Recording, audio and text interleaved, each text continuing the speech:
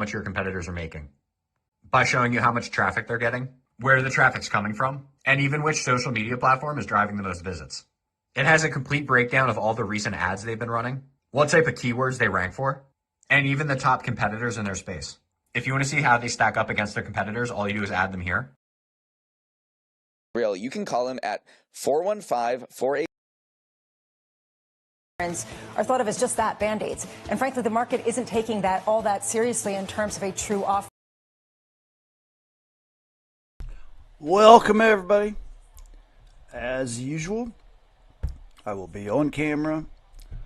We're closer to the 9 for the market opening, and I'm going to leave you with the news and, the news, baby. Let's make some money. I got some good information for you guys today, so tune in and get turned on. Ooh. Contact with the Trump administration that you feel has had any traction or helped to influence the conduct of hostilities? And if not, who do you think could have that influence? Thank you. Last question. From your point of view, would this war have been preventable?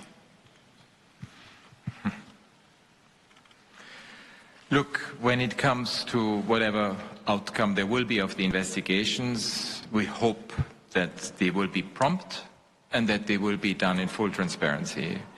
We also expect accountability to be served, because obviously mistakes were clearly made, and accountability is absolutely critical, but also redress and compensation, as well as clear guarantees of non-recurrence. I mean, it is a lesson to be learned, a horrible, tragic lesson to be learned when girls are killed in this way, and I hope that there will be not only guarantees of non-recurrence, but a review of all the standard operating procedures when it comes to this type of issues, and especially when it comes to conduct of hostilities.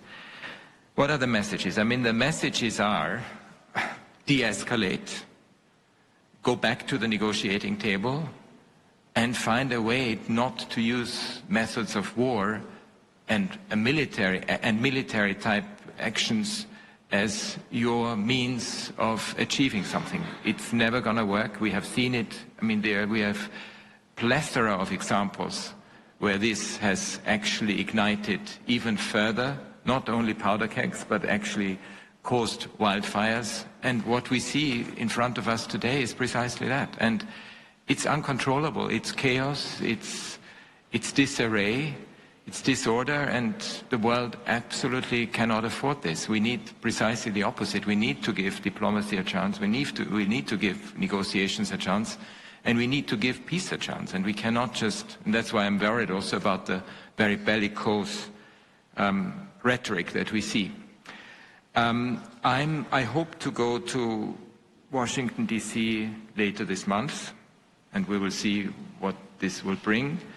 We have obviously been in touch, but to be honest, I don't think it's in any way meaningful in terms of influencing the current trajectory. So we need to make sure that it is others who have influence, who exercise this influence, and make whoever continues this war very much aware that this has massive implications, not just for people around the world, millions of people, but also look at food security, for example, what's happening. And that's also to the Iranian authorities, it's to everyone. We need to find ways to de-escalate and to find a way out that brings people back to the negotiating table. Was it preventable? Of course, we always think that everything is preventable when it comes to this type of things. I remember when I gave my global update on Friday morning to the Human Rights Council, I actually warned about precisely what this could unleash. And unfortunately, it has happened. And it's extremely tragic. It's tragic, first and foremost, for the people in the region, in Iran, in all the countries that are affected, for the civilians. And we also need to make absolutely sure when we hear about the war language that it is ordinary people that every day are suffering the consequences. And it has repercussions that go well beyond the immediate region, and we should never lose sight of that. Thank you very much.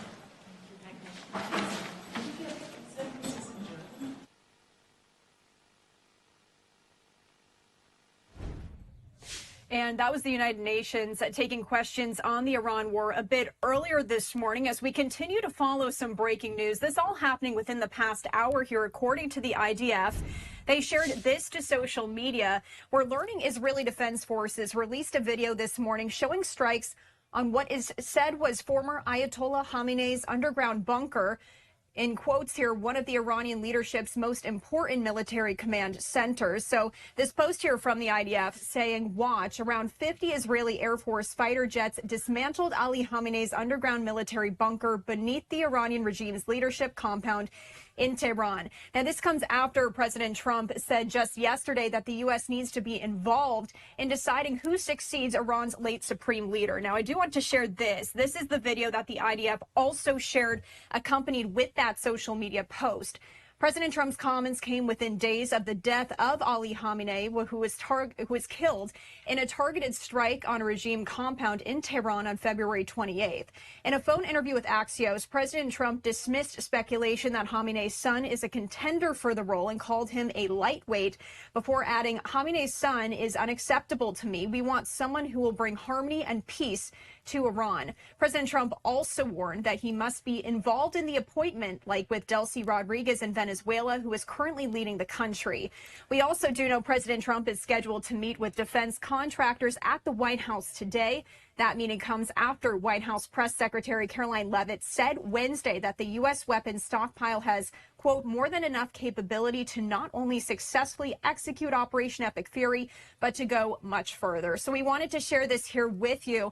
And in just a matter of moments, we are going to be having a live discussion on the latest here in Iran. That is in just 2 short minutes on Live Now from Fox. Don't go anywhere. My name is Christy Matino, and we'll be right back.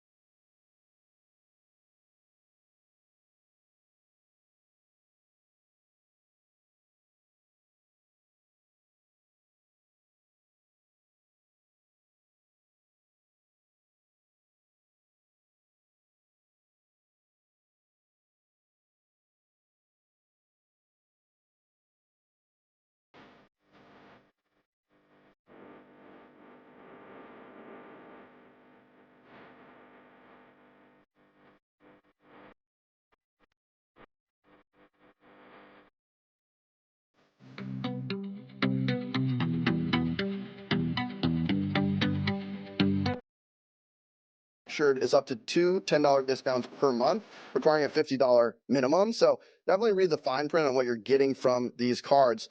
Personally, I would have liked to see Robinhood lean into a little more of like the meme stock and do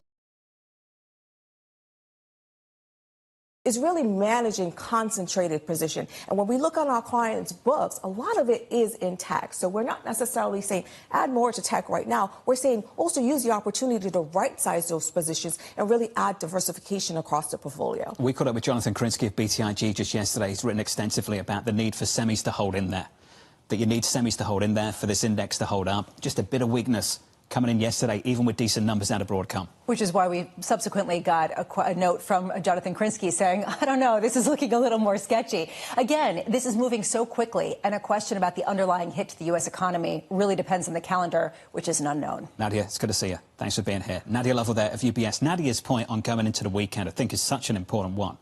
It might sound unsophisticated, but ultimately it's real. It's how people think about going into the weekend right now, facing the risk of this escalating even more, and a reluctance to get long even if you get a good jobs number in 20 minutes' time. We are conditioned by our circumstance, considering that every weekend is not a weekend, and it hasn't been for this year, which is why it feels so long. But really, right now, we're dealing with people who have been burned every single weekend with some news headline that completely upends their assumptions. So why would anyone want to take any risk? There's a human aspect to this. People are exhausted in this market. It's the longest first quarter ever. We've only just started March. Yeah. And this is how we've started it. And they've gotten their hands slapped many times when they try to get any conviction on anything. So why would you have strong positioning given that backdrop? Let's get you an update on stories worldwide with your Bloomberg Brief. Yahara has more. Hey, Yahara. Hi, John. The latest out of Iran. Iran fired a barrage of missiles and drones targeting countries across the Persian Gulf overnight, including Saudi Arabia, Kuwait, and Bahrain. Meanwhile, Israel renewed its own airstrikes, hitting Tehran and Beirut. Fears of a protracted war around the strategic Strait of Hormuz are roiling markets, with crude headed for its biggest weekly surge since 2022. In the meantime, the White House is ruling out using the Treasury Department to trade oil futures for now, as it considers a range of options to ease the surge in oil prices. According to a person familiar, the administration thinks the Treasury Department's ability to affect the market is limited. The White House is also wary of tapping the Strategic Petroleum Reserve right away. And President Trump has fired DHS Secretary Kristi Noem in the first shakeup of his second-term cabinet to date. Noem had recently come under fire from lawmakers over deadly immigration operations in Minneapolis that saw 2 U.S. citizens killed, as well as high-budget ad campaigns for the DHS that she commissioned. Trump announcing that Oklahoma Senator Markwayne Mullin will succeed her in that role. That's your brief, John. Yahara, thank you. Have you seen the commercial? Yes, I have. It is so high-end, the production value of that commercial. I was thinking the same thing. I can only imagine how much that cost. I've heard hundreds of millions, well, not just tens of millions. Yeah, the whole campaign cost $220 million. And the message, she said, was very well received. She talked about the impressions, but I believe that the production company was 8 days old when it won My goodness. the more than $100 million contract. What kind of waste you'd expect from the Harris campaign for the presidency, right? It's scary how quickly these government members can spend this kind of money. It is pretty remarkable. It also is remarkable what gets someone over the line in terms of getting into the firing line, what it takes, what the bar is to get someone to potentially Forgive the have a shade shakeup. thrown at the Harris campaign there. It just reminded me of that kind of wasteful expense, you know? Yeah, anyway. I understand. All right. Up next on the programme, the Morning Calls Plus, Michael Collins of Peach and Fixed Income as we count you down to the payrolls report. That report 16 minutes away from New York City this morning. Good morning.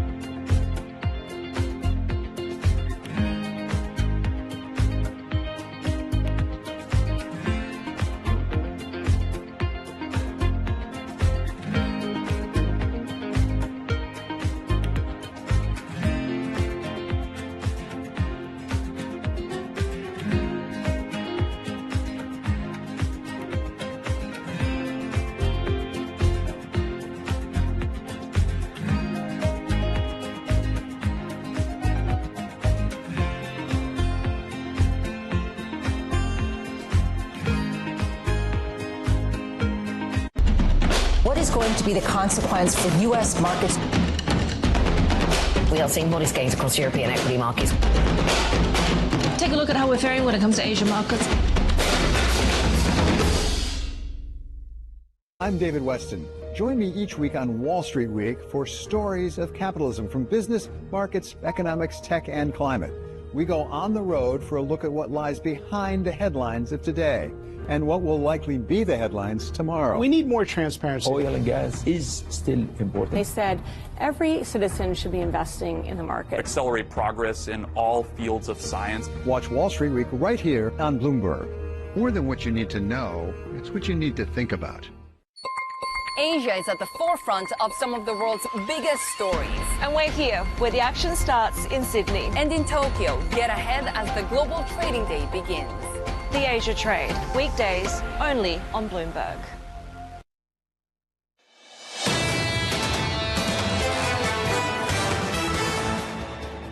Because the inflation's hot, it's going to look even worse now with the oil prices, at least on headline. And then if you get a solid job number, it does say you can sit there and wait. For us, thinking about the longer term in terms of policy, this is something we're just going to have to kind of put off for now. It's not clear this will be one shock after another after another. That was the Fed Governor Chris Waller on the shock coming out of the Middle East in anticipation of what we might see in a payrolls report 13 minutes away. Going into that jobs report, equity futures declining by 0.6% on the S&P, down by 0.8 on the Nasdaq. In the commodity market, quick update on what's happening in commodities right now for Brent and for WTI. Brent just off session highs, but still up by 4%, and WTI just short of 86 at 85.83. Let's get you some morning calls. That's the price section.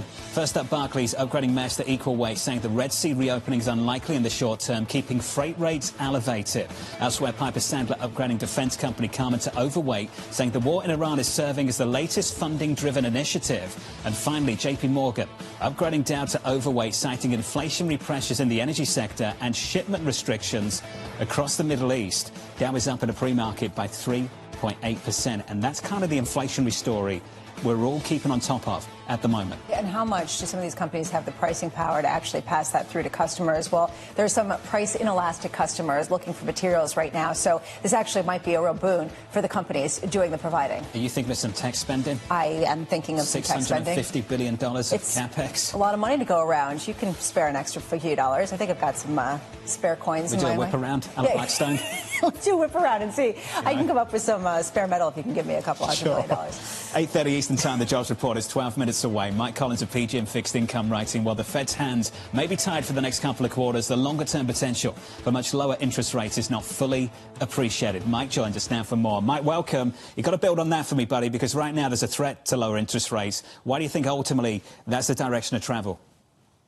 Yeah, certainly in the near term, Jonathan, as Governor Waller just said, you know, there's a lot of challenges for the FOMC to move the dial at all right now, right? It seems like the path of least resistance is for them to sit on their hands, to wait for the shakeout from this war in the Middle East to play out in terms of energy markets and inflation and the economic impact. But also, you know, looking at the jobs market, what is the trend there? Has it stabilized? We'll get more in a few minutes, obviously.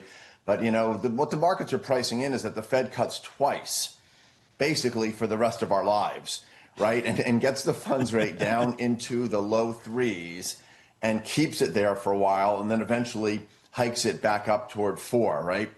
I think that is the mispricing I'm talking about over the long term. I don't think the markets are really pricing in a scenario where you do have a decline in global economic activity. Maybe you have disinflation, right? Maybe this AI capital investment results in a productivity enhancement that creates disinflation, which is the playbook, right, for productivity. And that could allow the Fed to cut, you know, 200 basis points, not 25 basis points, right? Remember, you have a president, a Treasury secretary, and ultimately a new Fed chair in Kevin Warsh, who all want rates to be a lot lower, right, over the long term. So that's something that we're always kind of thinking about in terms of positioning our portfolios. So, Mike, is that an argument for 10-year bond yields to be closer to 3 than they are to 4? You know, I've been telling our clients, Jonathan, if you're kind of between 4 and 4.5 on the 10-year, that's kind of the buy zone. Anything above 4.5 is an overshoot. We've breached that a couple times in the last year or two, and it has been a buying opportunity. I think 3.5 to 4, at least for the next couple of years, feels like closer to fair value for me. Anything below 3.5, it means you're having that big slowdown or that big disinflationary event. But yeah, I mean, we're looking when bond yields back up into the kind of lower to mid 4s. We've been adding duration tactically generally. And I do think that is the right trade over the longer term. I know it's not working today, but over the longer term, and I know we've talked about this, Lisa, on this program before, I do think the hedging qualities of high quality fixed income, of having duration, will benefit your portfolios. It will work as a hedge in a real flight to quality, in a real risk off.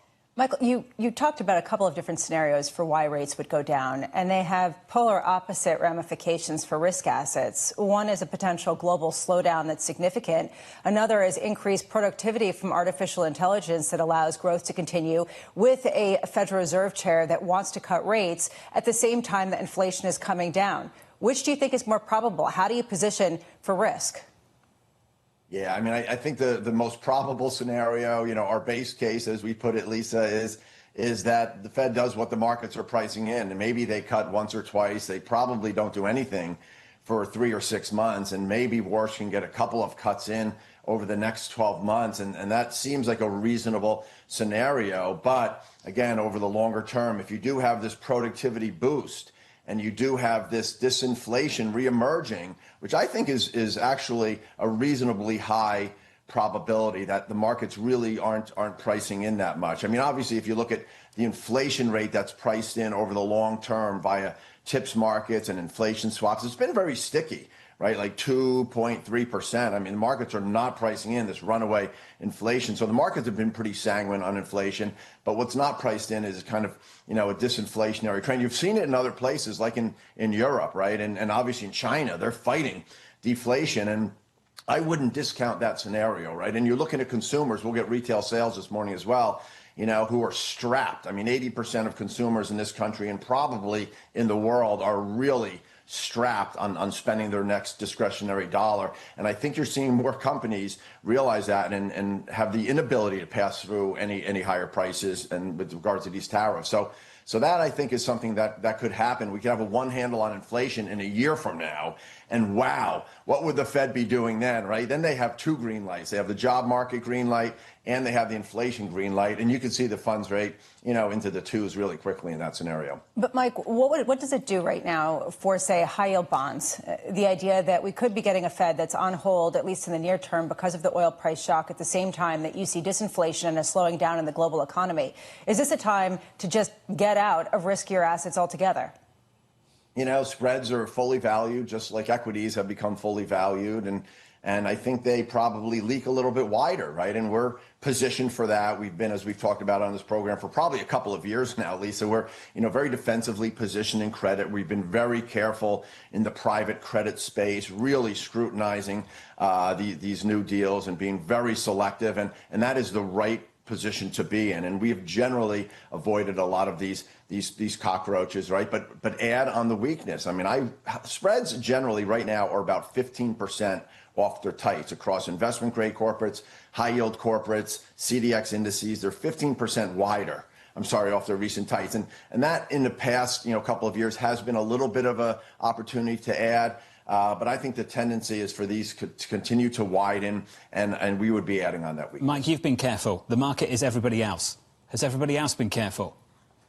I think generally credit underwriting in the public markets, Jonathan, the gigantic investment grade and high yield corporate bond markets has been really good. It's really these pockets of the levered loan market and the private markets that you're seeing some of the excesses. You've had a lot of new entrants, a lot of money chasing those markets. People have been asking me, Jonathan, for years now, what do you think about the private debt markets, right? And I say, well, in my 40 years of experience, whenever you have too much money chasing, a limited opportunity, it creates problems. And we're certainly seeing that happen, right? I mean, you have to be really selective in that market and be careful who you invest in. And so you're going to have problems. What we're seeing now, to me, is just part and parcel of what happens when you have an imbalance in supply and demand. Mike, it's good to see you, buddy. As always, Michael Collins there of PGM Fixed Income, looking for one handles on inflation and yields gapping lower. Yeah, and talking about the idea that the Fed will be cutting significantly more. I also love the point. Everyone just talks about these couple new entrants. This kind of reminds me of 2010. Two guys in a Bloomberg are creating a new investment broker. It's sort of like right. Two guys in a, it's not me. A spreadsheet are creating a private equity shop. Everyone says, we've been careful. I know. So right. There you go. OK. Up next on the programme, the jobs report. The estimate as follows: 55K, the previous number 130. Reaction from Stephanie Roth in just a moment.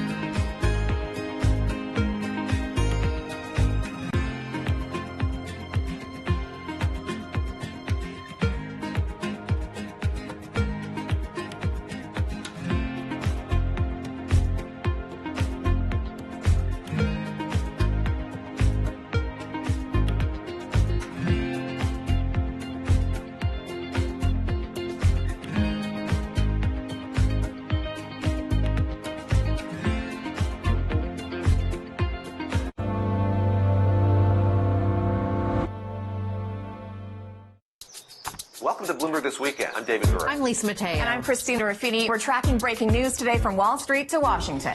Let's start overseas. The sector is really propelling this deal forward. Yeah, the hope is this will open up new markets and provide some additional liquidity. Of course, now they're going to have competitors. We got a big week coming up in politics. Earnings season is underway. We're going to get some key reports. Everything you need to know before the markets open on Monday. Introducing Bloomberg This Weekend, bringing a little Bloomberg into your weekend routine. Guys, buckle up. From the world of politics to the world of business, Joe Matthew and Kaylee Lines deliver news, insight, and analysis live 2 times a day, every trading day. Balance of Power at 1 and 5 Eastern, only on Bloomberg. Get your fixed income fix. Watch Bloomberg Real Yield around the world right here on Bloomberg. Context changes everything. The Middle East and Africa regions are home to some of the biggest deals and fastest growth in the world. Vibrant resources and high-yield investment opportunities abound. I'm Jumana Versace. Join me on Bloomberg Horizon's Middle East and Africa for the stories, newsmakers, and insights shaping the decisions of traders across this exciting region. You had heightened levels of volatility. There's still room to maneuver. We do see opportunities. It allows you to increase significantly your net income. Every trading day, only on Bloomberg.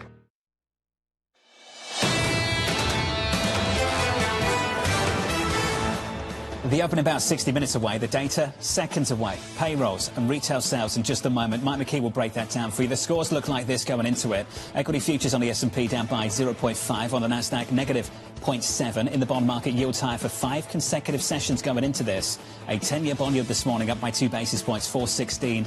And this move in crude dictating almost everything and every conversation we're having. WTI at 86, Brent at 89. With your jobs report, here's Mike McKee. Morning, Mike. Well, Chris Waller is going to be having a heart attack now. 92,000 jobs lost during the month. Last month's 130,000 revised down to 126,000. Not a major revision down, but a loss of 92,000 jobs. Now, there is certainly going to be some weather involved in that, and we'll check on that in just a second. The total payroll revision over 2 months is minus 69,000. So you got to add those two things together. Change in private payrolls down 86,000. Manufacturing payrolls down 12,000. Average hourly earnings up 0.4%, puts the year over year at 3.8%. That's a tick higher than it was. Average weekly hours, 34.3. And the Labor Department says we'd see a decline in that probably if there was a weather effect. So it isn't clear that that is the case yet. And labor force participation drops to 62%.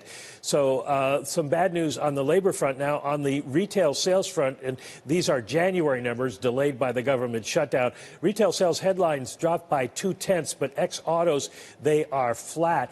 Weather may be an impact there. Control group up 0.3% after a flat reading in December. So a bit of an improvement, but not a huge jump in retail sales. So the numbers aren't particularly overall good this morning. I'll look at the further details for you and get back to you in just a minute. Mike McKee, thank you, buddy. Looking forward to those details. Right now, the headline, bad news is bad news. Equity futures near session lows. We're down across the board on the S&P 500 at the moment, declining by 0.8%. Underperformance from the Russell, as you might expect. We're down by more than 1%. In the bond market, yields flip from being positive to negative. We're down at the front end of the curve by 3 or 4 basis points on a 2-year at 354. This is double bad because I'll tell you a market that isn't moving in response to this, and it's the commodity market. Brent and WTI still near session highs. Brent close to 89, WTI close to 86, and this is the problem for the Federal Reserve. This is what you don't want.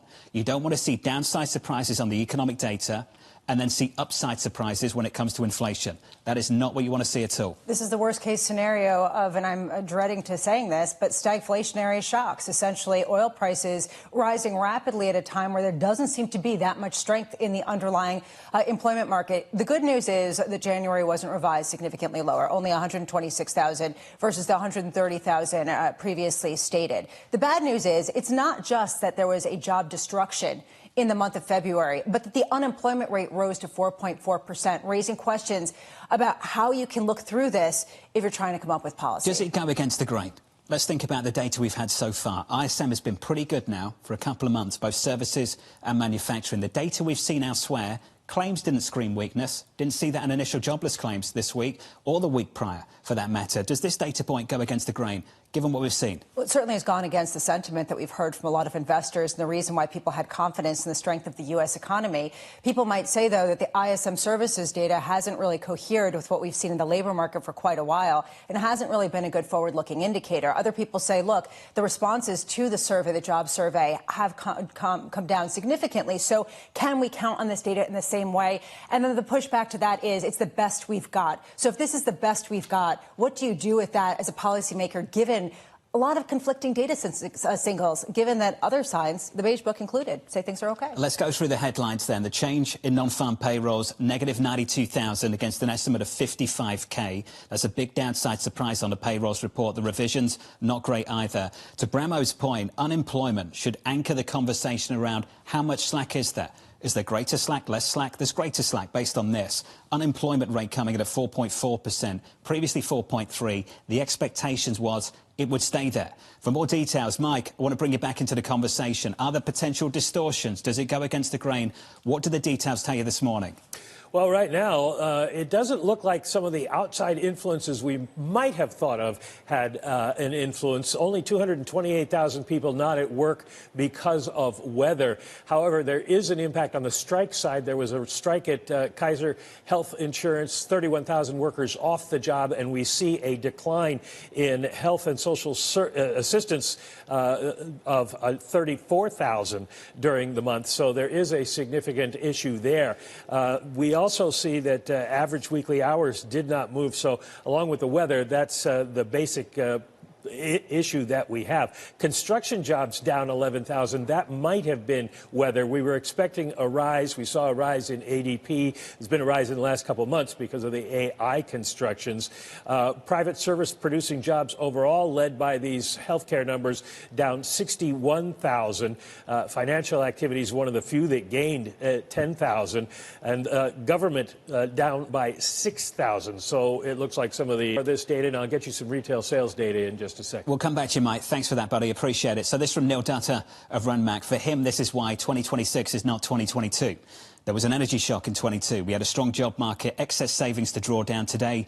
The labour market sucks, and saving buffers have been drawn down. Neil's opinion this morning. Yeah, and the reason why it's complicated is because of some of these other peripheral issues that you point to, whether it's the ADP report, whether it's the fact that you have other job search engines talking about emergence of some recovery. So how do you trust the data? The data is different. How do you look at an economy that's changing structurally? And then how do you understand whether it's inflationary, disinflationary, when you have an oil price shock, but you also potentially have an AI shock, which also could potentially have a productivity shock? I mean, this is a moment of shocks that is leaving us all reeling. Is your head spinning? I think most people's heads are spinning right now. Literally, I lay down at night 2 nights ago. Feeling dizzy. And I closed my eyes and the entire room started spinning. Maybe that says more about me. I had not been drinking anything, but I just want to let you know. Thanks for clarifying. People were asking questions. Maybe I should have. Equities down by about 0.7% as things stand. On the Russell, we're down by 1%. Yields were positive, now they're negative. We're down by 2 basis points on the session at 355 on 2s, on 10s at about 412. Stephanie Roth of Wolf Research is with us around the table. Stephanie, good morning. Good morning. So we've got the strikes in healthcare. Largely anticipated. We were looking for that data to come through. We've got the weather effect as well. How weak is this week report? I mean, it's certainly soft. I think another thing that we haven't talked about appears to be something with birth death, although we're still looking into it. The birth death adjustment was 90,000 compared to something well over 100,000 in the year ago print, because it's not seasonally adjusted. So that might have also been the reverse of what we got in January, where it was a very strong adjustment. So that added about 50,000 in January. Perhaps you got somewhat of the reverse in February. That said, it still was a fairly weak report. And that does leave the Fed in a tough spot, because we're in this stagflationary backdrop. But like Neil Dutta said, we're not in 2022, where we had a lot of supply chain shocks. We had a very strong demand backdrop. There were stimulus checks that were continuing to come through. This is a very different backdrop, and I expect them to look through it a lot more than they were able to in 22. I'm wondering what you make of this report, how distorted it is versus actually expressing weakness. I'm looking at some of the components underneath it, and it does look like the Kaiser strike, the healthcare strike, did have some influence over this. 34,000 jobs removed because of that. But it's also leisure, 27,000 jobs down. You've got private services down 61,000, in information down 11,000. So there are these other points of weakness. This is pretty broad-based. It's not just coming from one sector. Can you look at this and make some conclusion about how much heat there is still in this employment market? I mean, if you take a step back and look at some of the other indicators, because we know there was a lot of things going on in February, claims look largely fine. The other measures of the labor market look a little bit better. Challenger this week didn't show the same type of layoffs that you got in January. The broad picture tells you we're still in this low hire, low fire environment.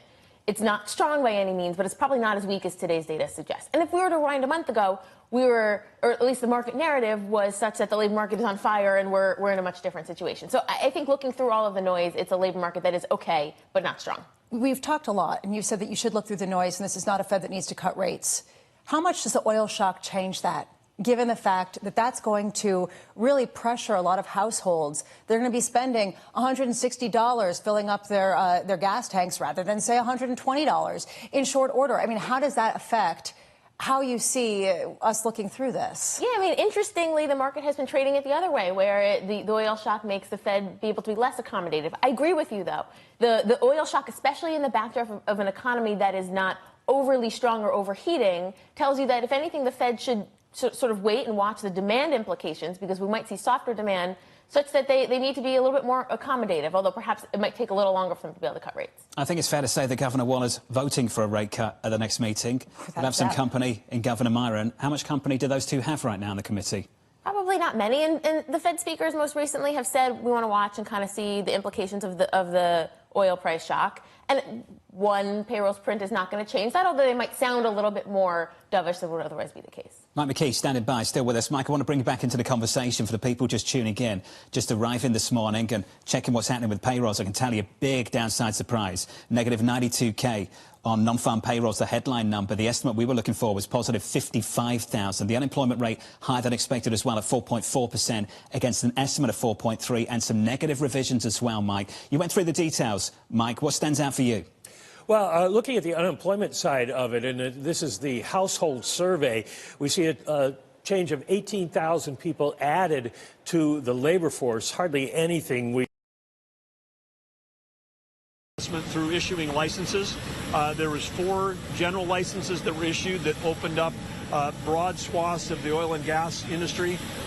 Stay tuned and expect to see a similar set of general licenses for the mining industry, and that would include people that want to invest in mines, people that want to ship mining equipment, people that want new technology to come here.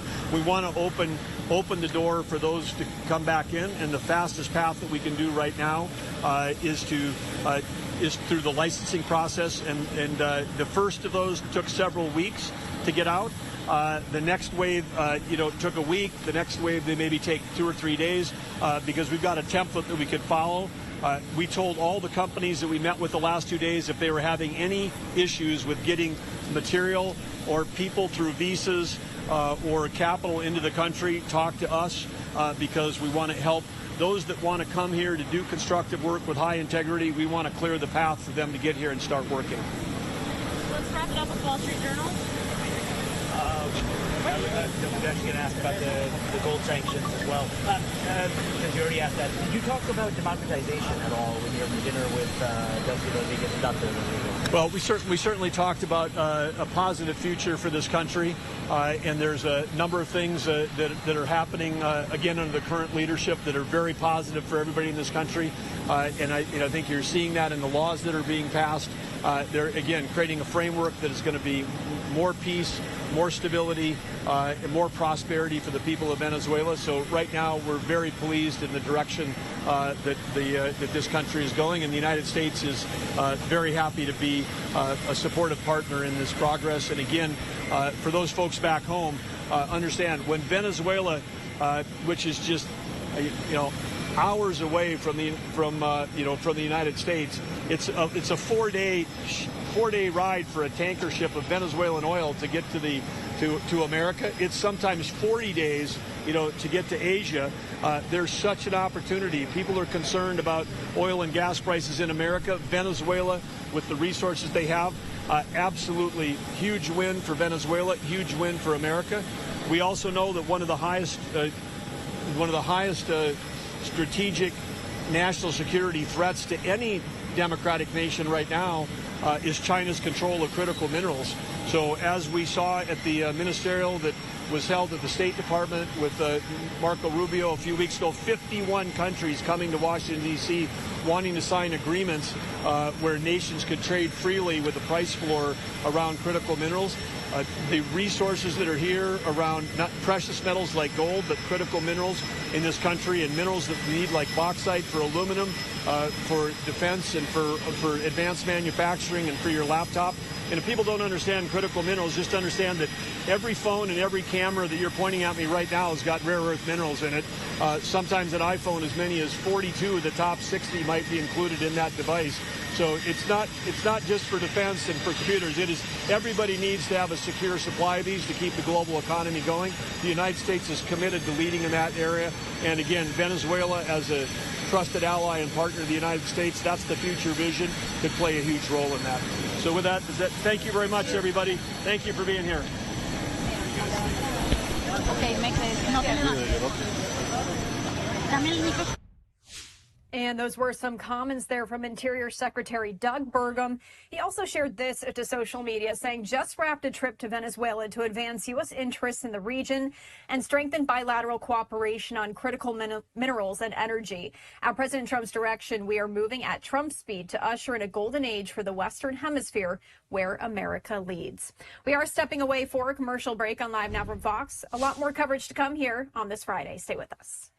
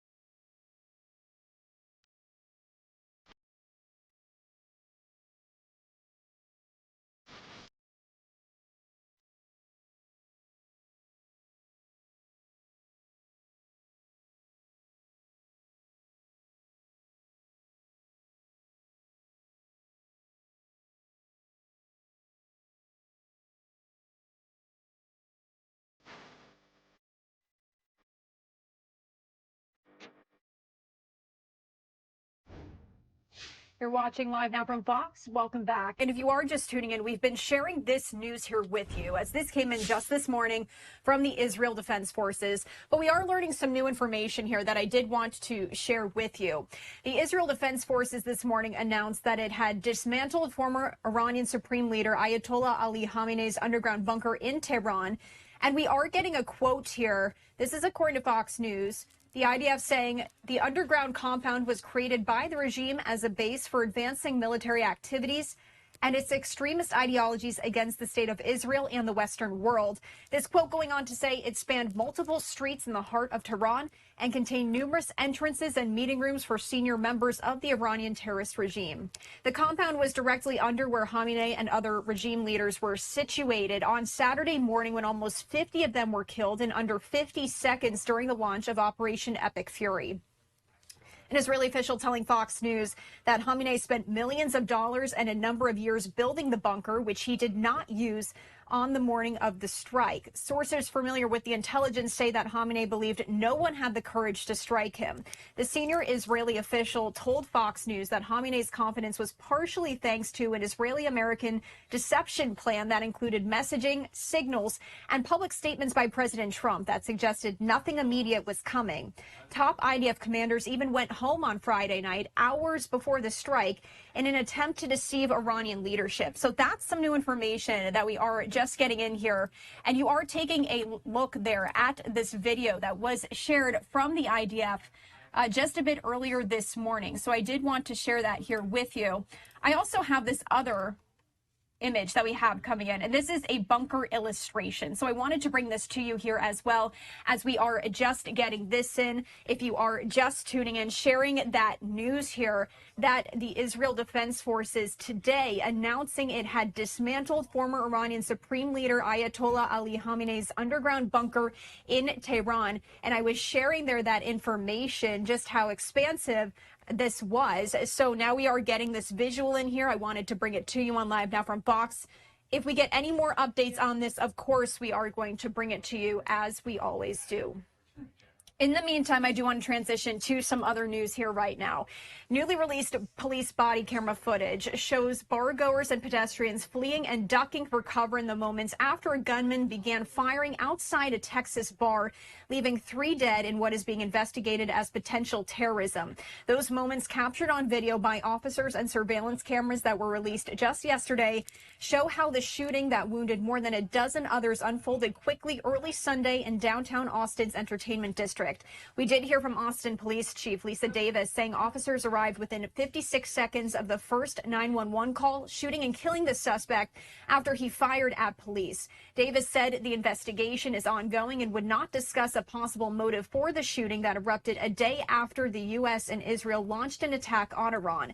The FBI has said it's investigating the shooting as a potential act of terrorism, and a law enforcement official told the Associated Press that the gunman was wearing clothes with an Iranian flag design and bearing the words "Property of Allah." We do have that press conference here, and just as a note, we did blur some of the images on the screen there as they were not suitable to air, but let's play this for you here now on Live Now from Fox. Reporting a shooting outside of Buford's at 700 West 6th Street. APD officers, along with the Austin Travis County Emergency Medical Services, arrived on the scene within 57 seconds, located multiple victims who were shot, and immediately began rendering first aid. Putting a map up now of the location.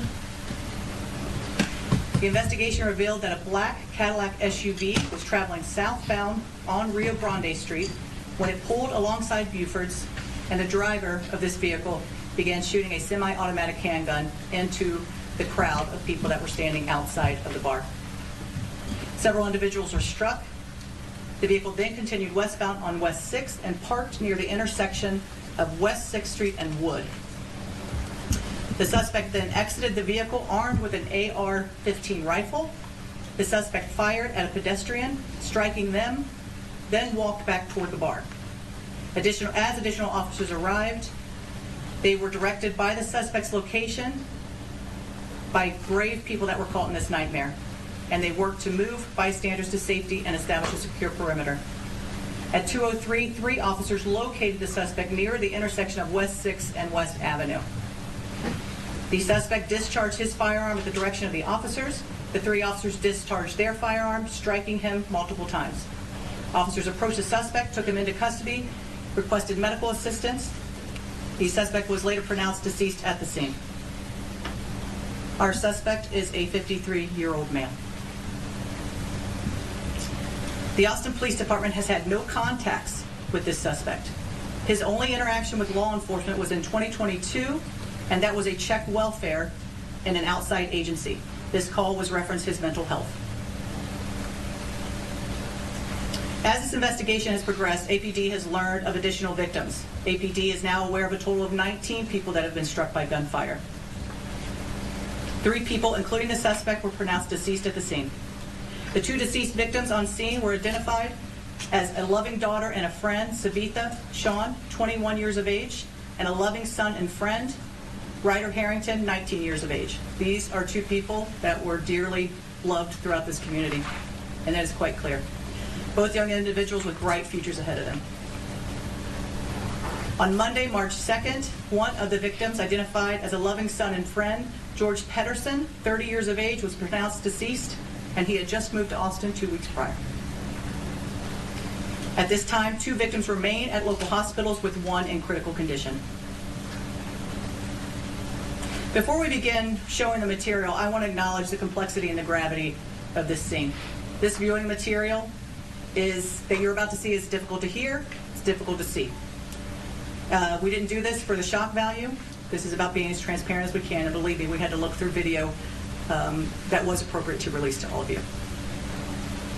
But it was important, again, to understand the events that led up to this officer-involved shooting. Any video showing the suspect firing his pistol into the crowd is too graphic to show, and we will not share that publicly. We will begin by listening to 2 911 calls, and as you can imagine, we received numerous calls, 911 calls, which were hard to listen to. And these are the 2 that we're going to be sharing today.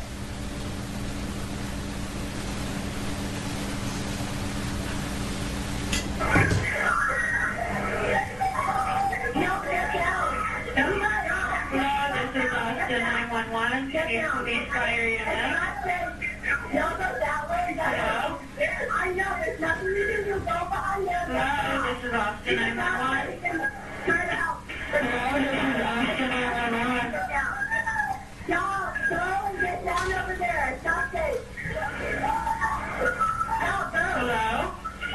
You need to go that way and get there. Hello, this is Austin 911. There has been a shooting at Bluebirds on 6th Street. There are people dead over here. There have been multiple people shot in the house right now. This is our second call. Right, Buford on 6th Street, there was gunfire. It's also here, but everybody... Is anybody with you, Sean? Yeah, there's nobody shot within me, but I heard like 6 gunshots from inside. Everybody ducked down on the bottom floor. Are you Sounded like it was from the... We're just right outside. We're hiding between cars. Okay. We're behind you. You heard that come from inside? Yeah, there's cops running towards it. But just more would help out. There were 6 gunshots, and there were about 3 more on the street beside Buford, towards the right, looking south. There was about 3 more. I think those were the cops fighting against it. There's also more sirens coming in. Yes, we have a lot of help on the way, okay? Stay in a safe place. I need to go answer another 911 call, okay? Go for it, thank you. We're fine, we're in cars, but answer another call, please. Yeah, stay We're all safe, okay? we're all safe. All right. We're all safe. Thank you. It was shot. We're now going to listen to radio traffic.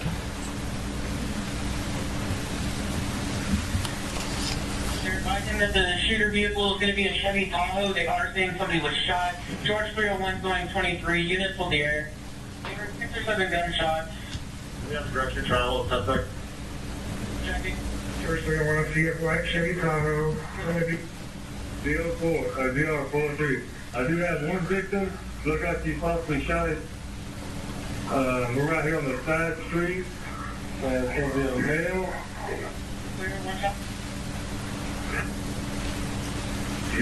For Austin Bay by, we probably have about 6 or 8 people that are active been shot. Dude, we're going 23 with the medics as a clear, bring them in. George 301 is trying needs to be a KYOA. That's an officer assistance. We're responding to the officers we can get. We have a lot of people running out. We need to get the crime scene as soon as we can. So your citywide ONA has been started. Unknown on where the suspect went, all we have is a white SUV. 505, I'll be in command. RTS 1 is 23. 79, I'm in command. RTS 2, I have command. We're inside Buford. We have at least one victim, patient contact. Responding units, we need you guys to clear 6th Street. We need EMS to have a route of ingress. George 505, AXP is going to be 6 in Rio, 6 in Rio. Right, 302 to responding units. I cannot stress this enough. You guys need to keep 6th Street clear. Shut it down if you have to. Here, George, just let y'all know you pretty much got the city coming to you. Do you want them to stage at the main and dispatch from there? What do you guys need? 709, there are additional shots being fired. There are additional shots being fired. 302, that was to the west. That was to the west. Those shots are on the on West Avenue. 302, the thing is at 8-15. 8-15 to the west. 5th Street. 5th Street.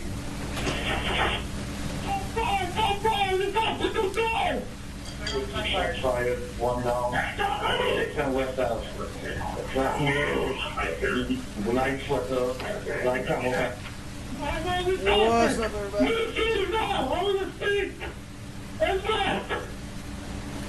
What is this? How is everybody doing? Now we're going to listen to, or we're going to look at video, and this first video is from a parked vehicle that picked this video up. I have no idea what we just jumped into. What the hell is this?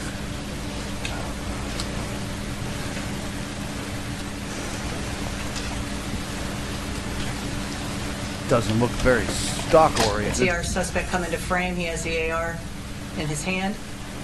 Well, I like to keep breaking news up, just in case.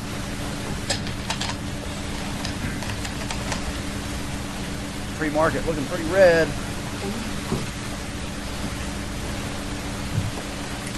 And this is a pedestrian that was walking by. Second video is our halo surveillance. That is our high activity location observation. And this is throughout downtown, at least that 6th Street area. We were able to capture this. Is this about another loser and criminal? The red circle there is going to be, this is after he parked the vehicle and as he's walking eastbound on 6th Street toward the officers. This is what that's going to show. As entertaining as this is. Hey, look, you're watching a screen of a screen of a screen. Whoa. All right. How about we take a look at something more stock-oriented?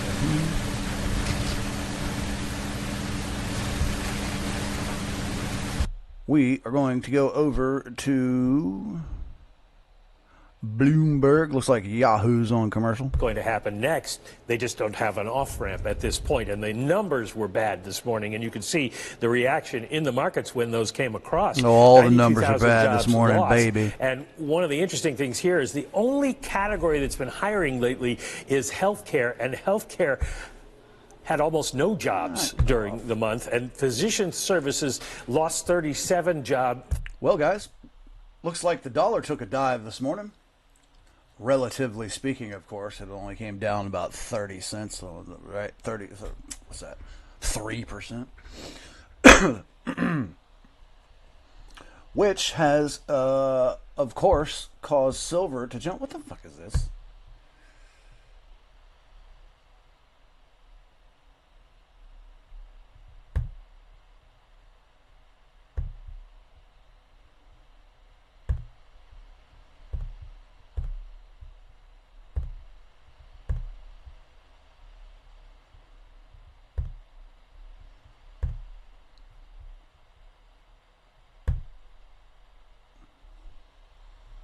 Yeah, I don't know what that's all about. I have a paid membership. Bitcoin taking a tumble. I have pulled up a few of these stock ticker symbols, and these are all suppliers for SpaceX. I made a video about these stocks. Well, it was a snippet from yesterday's live stream, actually. And SpaceX has an IPO coming. We don't know exactly when. It's rumored to be around June, which I hope they push that off, because I've got one of those one of those bets going on one of these sites that allows you to bet on, you know, how many farts a day this guy had or whatever. But one of the bets was the largest company in the world by June would be Nvidia. That's what I bet on. Of course, they're valued at roughly $5 trillion, and SpaceX, they're estimated to IPO at $1.5 trillion, the largest IPO in world history. So, you know, hopefully they don't show up in the beginning of June and then run up over Nvidia's market cap in 1 month. That would be remarkable, but it wouldn't surprise me. So anyway, these companies are some of the major suppliers to SpaceX currently, and obviously they will run up in the interim while we wait for this IPO. So in a sense, you can get in on the ground level before the IPO by capitalizing on some of these stocks that are guaranteed to run up upon the IPO, and until then as well. And as long as SpaceX uses them, they will continue to go up. SpaceX has roughly 2,000 companies that they deal with, but these are some of the major players. You got ST Microelectronics, you got Broadcom, Nvidia, of course, Astronics. Get your tronics in your ass. And then this South Korean company, Bastille Holdings. I'm not sure exactly which one it is, because I'm not familiar with the Korean market. But this is the Bastille. The Bastille company is the company that SpaceX gets the majority of their steel from.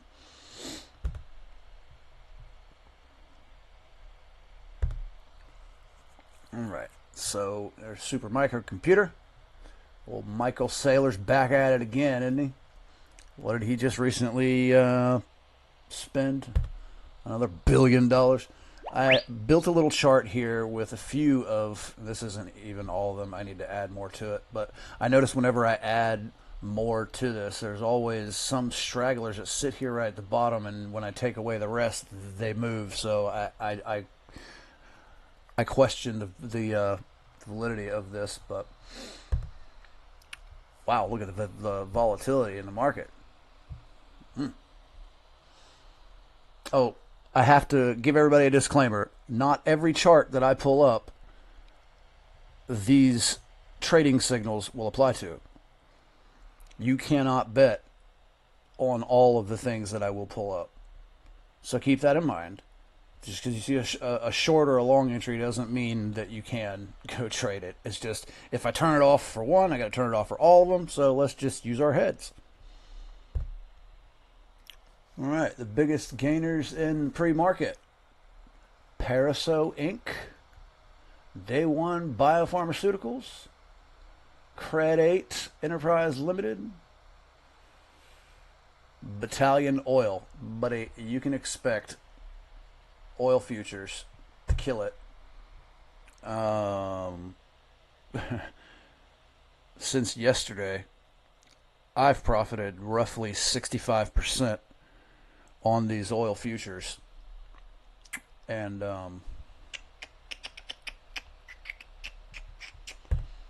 yeah, didn't have very much to throw at it, but every little bit. I think I spent about $100 on one oil future contract, and I have profited roughly $60. That includes a $20 loss in the same contract because I sold out of it because it was looking last night like it was crashing a little bit, but it recovered. I just got scared and dumped out of it like an idiot, but because I can't really handle a loss even if it is small. I have lost way too much money lately.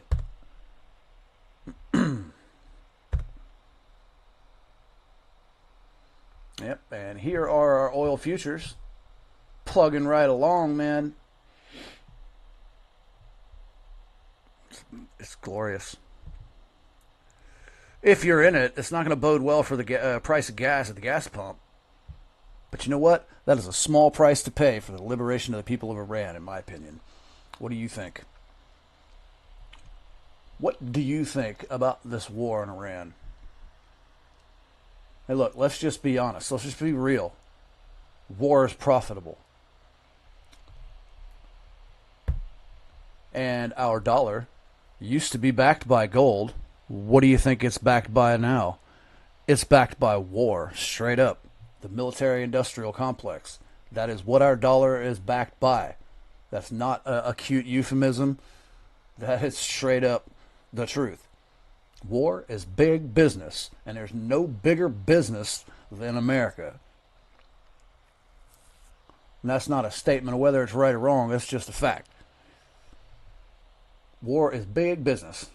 Now, you can sit on the sidelines and cry and complain about how unethical it is and how wrong it is. And while you may be right, it doesn't mean you should leave money on the table.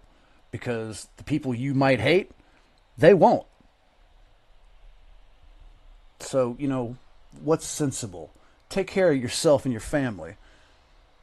That's all you can do in this life, is take care of yourself and your family.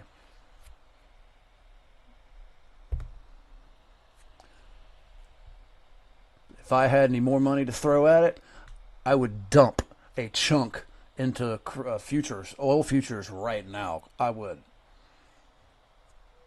In fact, the small amount of money that I have, I put damn near every dollar into this, which is pretty sad right now.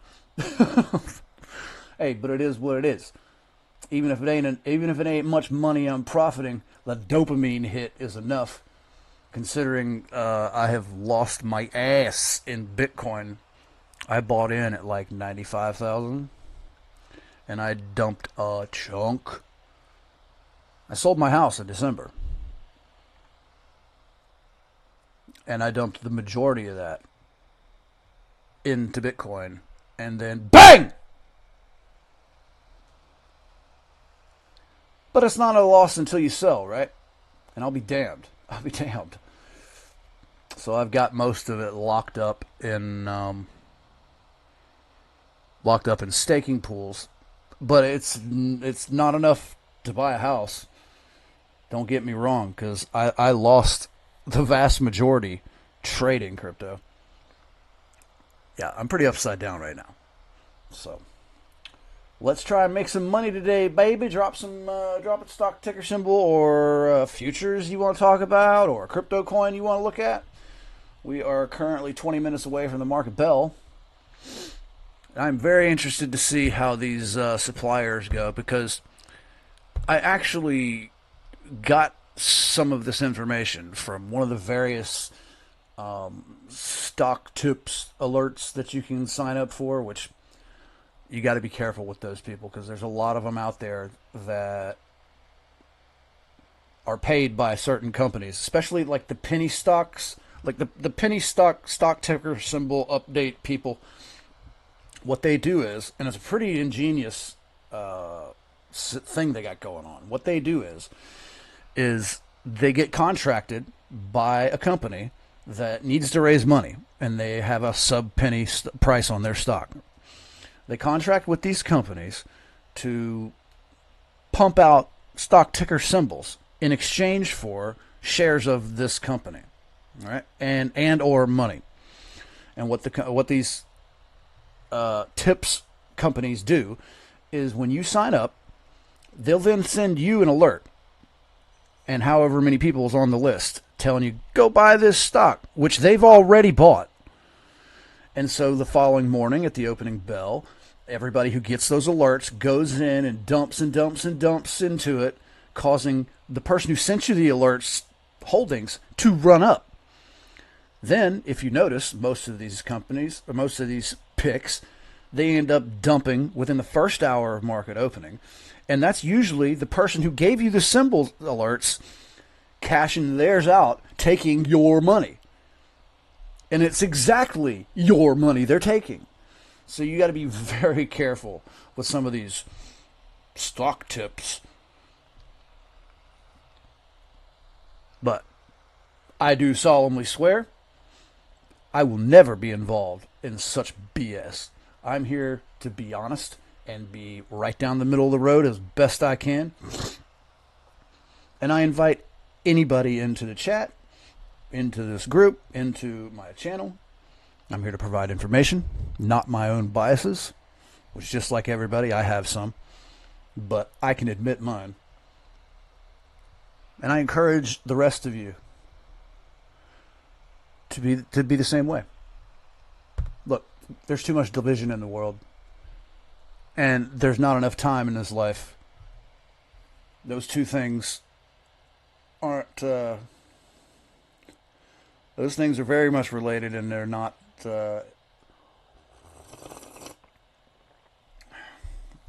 You can complete that sentence yourself. I'm just trying to say, be better to each other. Try and be, and I hate to sound, fairly progressive with this statement, but do your best to be more tolerant of other people's opinions, because you know what they say about opinions. If your opinions were fact, they wouldn't be called opinions. But we're all welcome to them. We're all welcomed, and all opinions are welcome here. But I also encourage everybody here to please stay respectful. I mean, within reason. If somebody's being a retard, by all means, call it out. I will.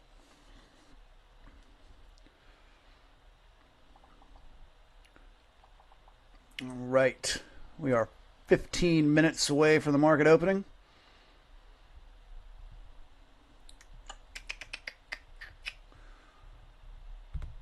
So the oil futures looking fabulous. The dollar struggling to recover.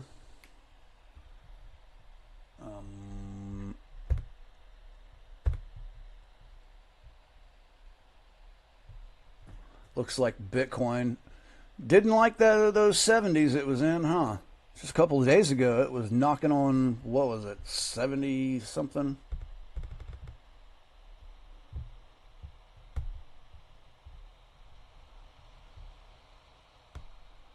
Yeah. It reached all the way up to 74.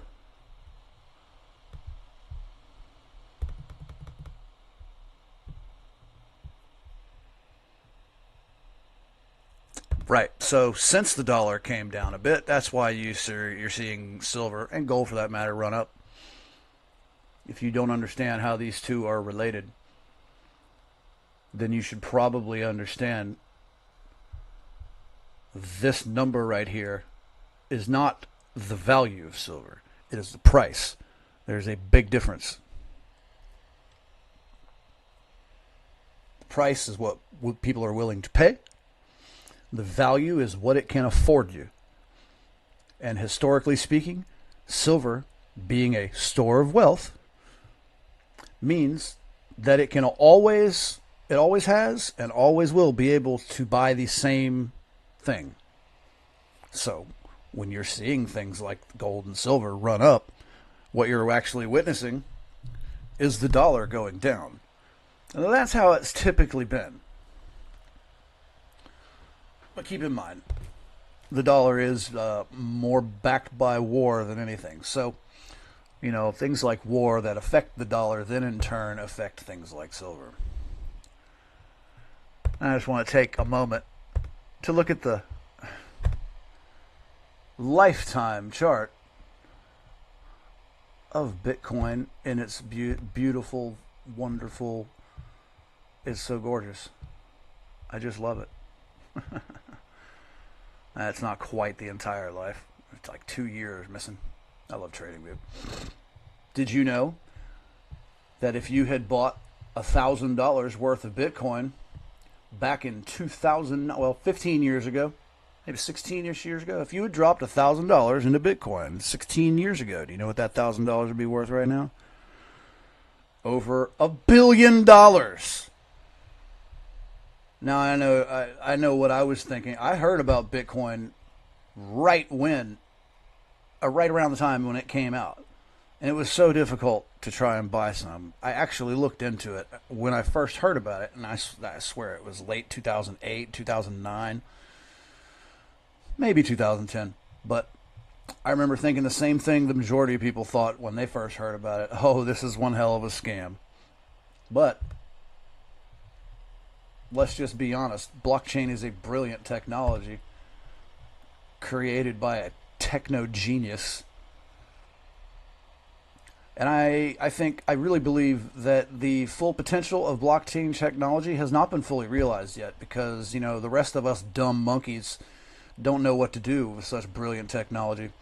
We do stupid shit like NFTs, which, you know what? That's what we do. Those are called trial runs. The biggest lessons we learn are from mistakes. Boy, if I made what if I learned a huge lesson in the last couple of months? Whew. You just don't know. I won't bore you with it. All right, pre-market's looking largely red. Let's see.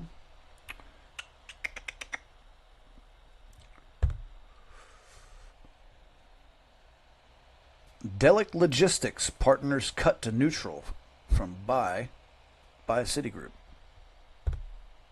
I'm just reading some headlines. Flowco Holdings is maintained at overweight. Ferrovial receives $700 million contract to build a railway tunnel in Poland. Who cares? Aha. COMEX silver delivery intentions break down.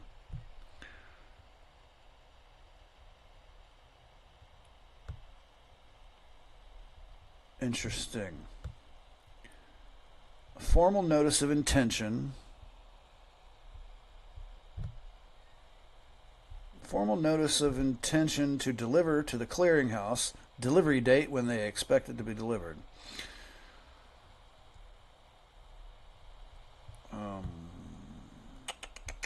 This just looks like an order book. This isn't. Thought I had some info about some silver. I want to see if there's any interesting news in metals. The Metals Company and ASP Isotopes interviews to air on the Red Chip Small Stocks Big Money show on Bloomberg. Cool. I'll have to check that out. 10 minutes until the opening bell. United States Antimony Corporation announces uplisting to the New York Stock Exchange. Man, UAMY, stock ticker UAMY. I jumped the gun way too early on that one. Last year I was hearing about this. Trading expected to commence on March 11th. The critical minerals and Zeo Company. Antimony, cobalt, tungsten, and zeolite. United States Antimony Corporation, a leading producer and processor of antimony, zeolite, and other critical minerals, and the only fully integrated antimony company in the world outside of China and Russia, today announced that the company has been approved for uplisting to the New York Stock Exchange. Uplisting, huh? They've been on the stock exchange, so maybe I'm misunderstanding. Somebody educate my dumb ass. Uplisting. The company anticipates that its common shares will commence trading at market opening on the New York Stock Exchange on or about March 11th, 2026, under the symbol UAMY. Look.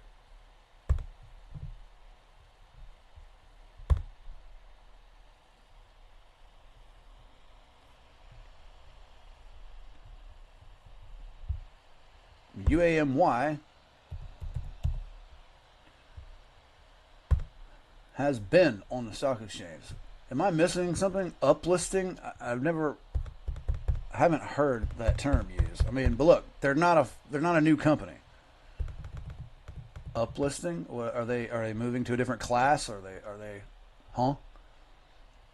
But yeah, I jumped the gun on this one big time. It was literally a year ago. This was in the news a little bit. And I bought a few calls, lost my ass. story of my life.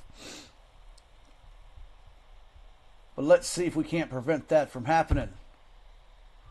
So far, so good with the crude oil futures. I'm going to go back to the stock heat map. Last hour, that doesn't count because it's still pre-market. Crypto heat map. And the last looking a little flat. All right, market opening in 7 minutes. I am going to go have my last smoke until the market opens, because once it does, I don't want to leave you guys.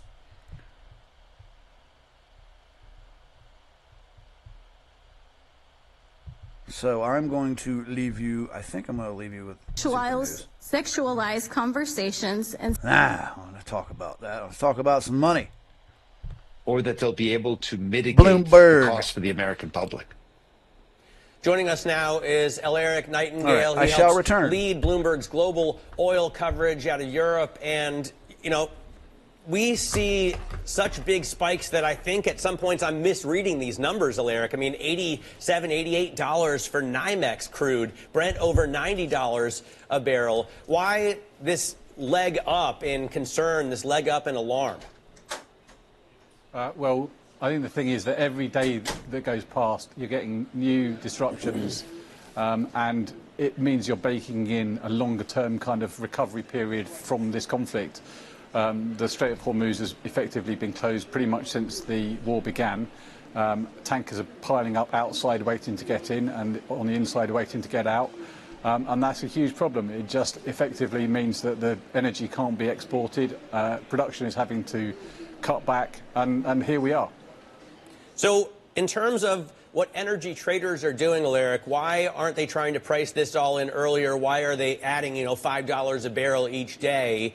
Is the idea that this could somehow, we could find an off-ramp and things could go back to normal in terms of price? I mean, is the oil price really that high now? You're talking $90, sure, but, they have closed an avenue for a fifth of the world's crude oil and a fifth of the world's liquefied natural gas. Is it really that high? That's the issue. As this goes on, I think people maybe were hoping for a disruption, an end to the disruption, but when that doesn't happen, you start to see these issues, becoming obvious, the kind of loss of production in different countries, refineries closing, refineries having to cut back. This is a really, really, really serious issue. So, in some ways, the market has actually managed it quite well. Eric, you have the best view of trading desks across Europe and the Middle East. Talk to us about the specific regions that this oil is destined for, the contracts that we need to be watching, because it's my understanding that although it's a fifth of the world's energy supply, a lot of it is headed to Asia. That's right. So the vast majority of the Persian Gulf's oil does go to Asia, then the liquefied natural gas is more dispersed. But I don't think you have to worry too much about individual contracts. This is a global thing. You can't lose a fifth of the world's oil and a fifth of the world's liquefied natural gas and focus on one contract. This is going to disperse everywhere. That's why you've got jet fuel in some parts of the world that is above $200 a barrel. That's why you've seen diesel prices absolutely skyrocket. That's why, as you said, the price of gasoline is more expensive in the US than at any time during President Trump's office, either this one or the last one. So that's the issue. Eric, thanks so much for your coverage. Eric Nightingale runs our oil team out of Europe. Less than 4 minutes until the opening bell. Kevin Hassett joins us next from the White House. This is Bloomberg Open Interest.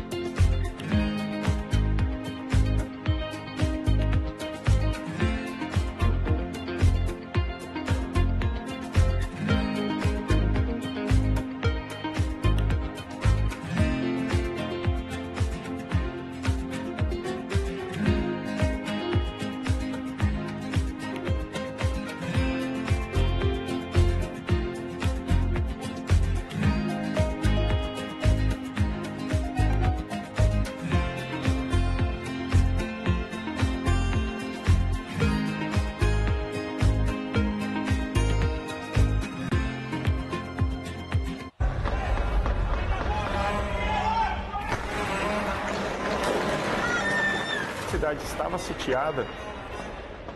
Nisso eu começo, eu não sabia o que fazer. Foi a mais terrível que eu passei na minha vida. Eu temo, né, que o Brasil se torne, num futuro próximo, um narco-estado. Porque no final, tudo é dinheiro.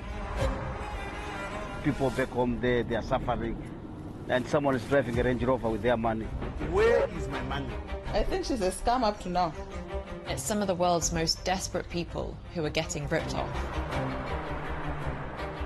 Repeat after me. I am a winner. I didn't know how big it was. I didn't really understand what I was getting myself into. If you tell me you have a vision of being a billion-dollar business, then you're going to have to do what it takes. And if you're not going to do that, look at that. Everybody's going to Back suffer. with 1 minute to spare, baby.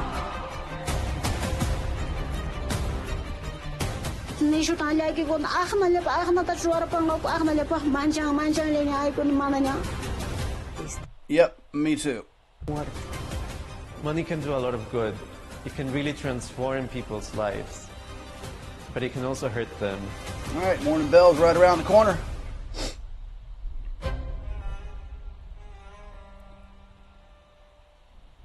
The countdown is on. Everything you need to get the edge at the end of the market day. Get ahead of tomorrow's trading with The Close. Weekdays on Bloomberg. Context changes everything. There it is. It's a multi-trillion-dollar industry. We'll show you what's happening in ETFs like no one else. ETF Like there's IQ, always a bit of a only delay. Look at on the bottom Bloomberg. right, if you can even see that, the bottom right. What my time is. I try and kick the latency up. We are moments away from the start of trading. We are looking at futures that are down pretty sharply after the jobs number missed by a mile. S&P futures off by 1.25%. The U.S. economy lost 92,000 jobs, including manufacturing jobs, in the month. We were expecting a gain of more than 50,000. NASDAQ futures down 1.5%. The small caps down more than 2%, which is interesting because normally this kind of job loss would spook the market into thinking, oh, we're going to get more Fed rate cuts or at least pull them forward, and that should be good for the small caps. That is not the case today. We saw yields come down and then spike back up to the levels that they were. Vlad Tenev, you'll recognize ringing the bell at the New York Stock Exchange. He's got an performance IPO so far of the energy sector fund that Robinhood is launching to be trade expected. Shares in privately held companies. We'll talk about that because we're going to talk to him NVIDIA in just a moment. took a quick at the dump. NASDAQ, you've got Minimed ringing the opening bell. But let's take a look at the news screen first of all. As the cash trade starts to populate, and it'll take a couple minutes for everything to come online. But right now, only 66 stocks are up, and almost 400 are down. Microsoft, ConocoPhillips, Netflix are gaining, but NVIDIA is off 1.6%, and Apple is down 1.4%. Let's take a look at the GLCO screen. Global commodity prices is what many traders have up on a permanent Bloomberg screen right now because the gas price is moving so severely. NYMEX crude is trading at more than $88 a barrel. That's West Texas Intermediate, folks. And Brent is up over $90 a barrel. There's real concern that as this war in the Gulf reaches the end of its first week, we're not going to be able to find an off-ramp quickly enough to bring these prices down. Let's bring now White House National Economic Council Director Kevin Hassett on with John Farrow from Bloomberg Surveillance. John? Hey, Matt, appreciate it, buddy. Thank you for that. Live on TV and radio, I'm pleased to say that joining us now, following the jobs report, is the National Economic Council Director, Kevin Hassett. Kevin, you're a good man. Thanks for making time for us this morning. It's an obvious downside surprise on the jobs report. Oil the three-month average has dropped to 6K. I think some people looking at this report at the headline level might be a bit nervous about what's inside it. Are there some one-offs here that make this look worse than maybe it is? Yeah, there are a few. First of all, we had the crazy weather in February. The worst of it was actually outside of the survey week, but there was a lot of lingering junk, as you might recall, with the ice that was everywhere. We had some strikes on the West Coast that knocked off between 30 and 40,000 jobs. And so I think that on net, it's almost like a wash number. And the final thing is that there's a new procedure birth-death model at the BLS, which we believe is going to make the number more volatile. And so I think more and more we're going to have to average through the months. And remember, we had a really surprisingly positive number last month, and I think if you average the two, then it's about at the rate of job growth that's consistent with 3 or 4% GDP growth. Kevin, it goes against the grain as well. ISM data earlier this week was really pretty decent. Claims were stable too. Next time we speak next month, do you expect to have a better story to tell? Yeah, I think that right now what's going to happen, right, is that the variability in the data will be apparent to folks. And so what's going to happen, I think, is that there'll be some anxiety that another number like this or 2 or 3 numbers like this looks like the dollar recovered a little bit only to start coming back down again. We really don't believe that because, as you and I have down, discussed, like every other indicator is consistent with very strong GDP. It is not going to necessarily be good for many things if that dollar crosses over the 100 mark. Obviously, it won't be good for silver and gold or Bitcoin.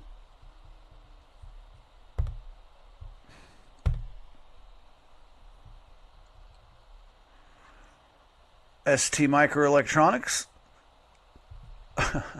Ouch. What a way to start. I do believe this is all because of insider action, babe. Broadcom. Nvidia. Astronics. I just love saying Astronics. What a great name for a company, Astronics. I'm not even going to bother looking at Bastille. That's that South Korean company. Supermicro.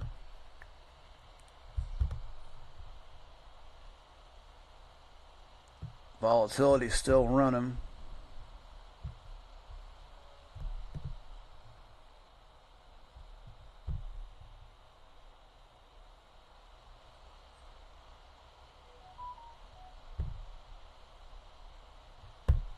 See the volatility, S&P 500 is on a run there. Again, I have to mention that my signals, my trading signals, will not always apply to what I have up on the screen. I just don't want to turn them off because when they're on for one, they're on for all. And I realize there's probably a way to change that in TradingView, but yeah, I'm learning more and more about TradingView every day. I am far from an expert. Let's see. Biggest gainers for today so far. Day one biopharmaceuticals at 65%. Battalion Oil at 42% up. Trio Petroleum, Cred 8 Enterprise, Indonesia Energy Corporation, Mexico Energy. If you bought into any of these, congratulations. On the same note, if you bought into any of these are the biggest losers. What the hell is that? Why is this over on losers? How about we take a look at it?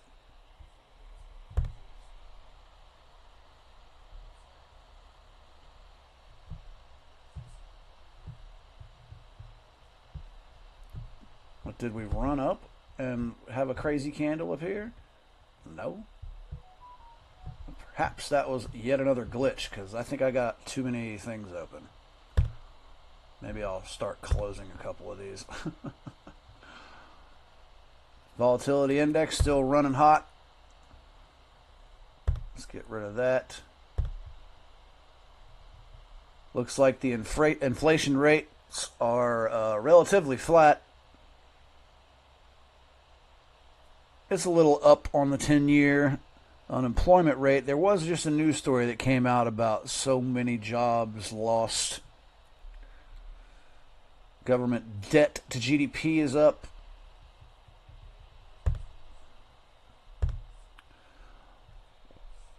Oil futures. Yeah, U.S. antimony. You can probably disregard that for now.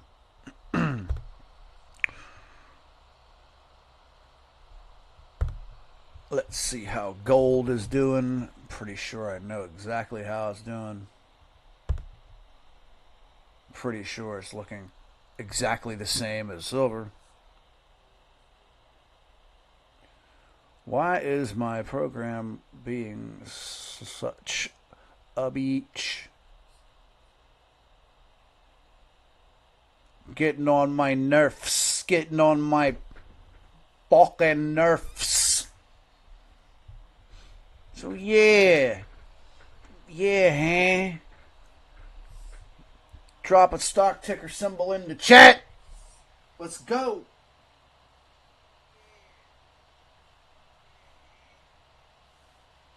Give me something to pull up.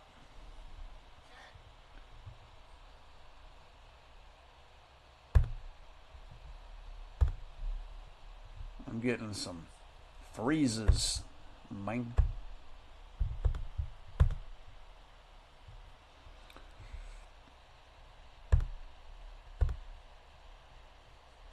I'm going to close some of these out.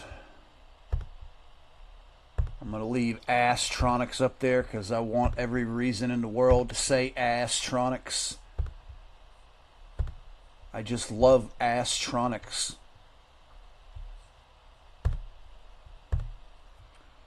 Volatility still pumping.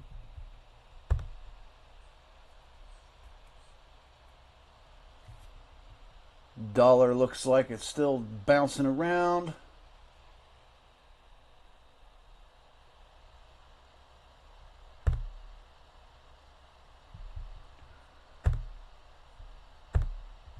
I'm just doing this so I can refresh some of my stuff here. Man, guys, it is a bloodbath, as it was yesterday. And just like yesterday, the only sector that's performing is the energy minerals sector, Broadcom, CVX, COP, EOG, PSX, Oxy, FANG, VLO, MPC. These are by and large petroleum companies or other energy related stocks. Crypto heat map, I'm guessing is red all the way around. Overall, Bitcoin's down 5% over the last 24 hours there.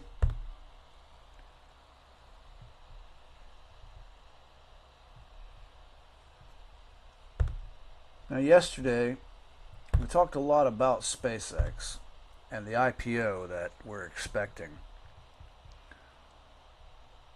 What do you think about that? SpaceX IPO is going to be the largest IPO in the history of the planet. You know what that means?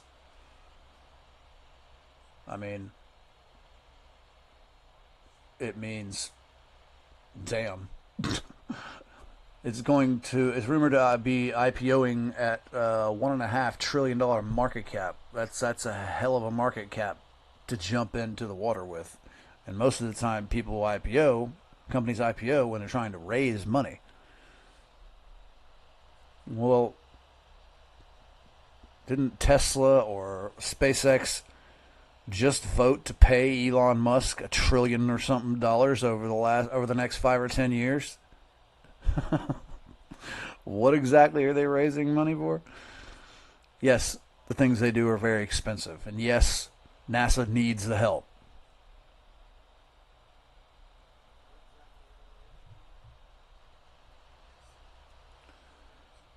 NVIDIA, earnings per diluted share growth, 66%. Wow. Still a strong buy. And of course, their price point was updated to be about $280 over the next year. That would be awesome for my calls, but I set the date a little too close, I believe, because I was worried about theta decay.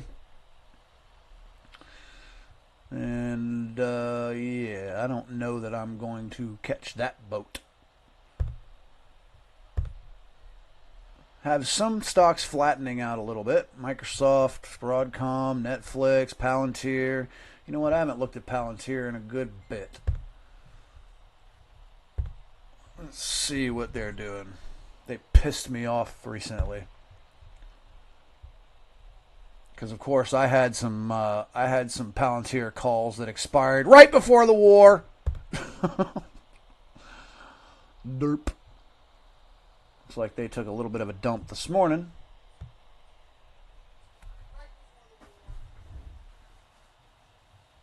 Plug my phone up before it dies. Like my wallet. Somebody's messaging me. Let's go to... I kind of want to see what Live Now is saying just about the news in the world, because we need some catalysts. In fact, Bitcoin needs a catalyst if it's going to hold on to its gains, which technically it's already lost plenty of its gains over the last couple of days, but the week's not over yet.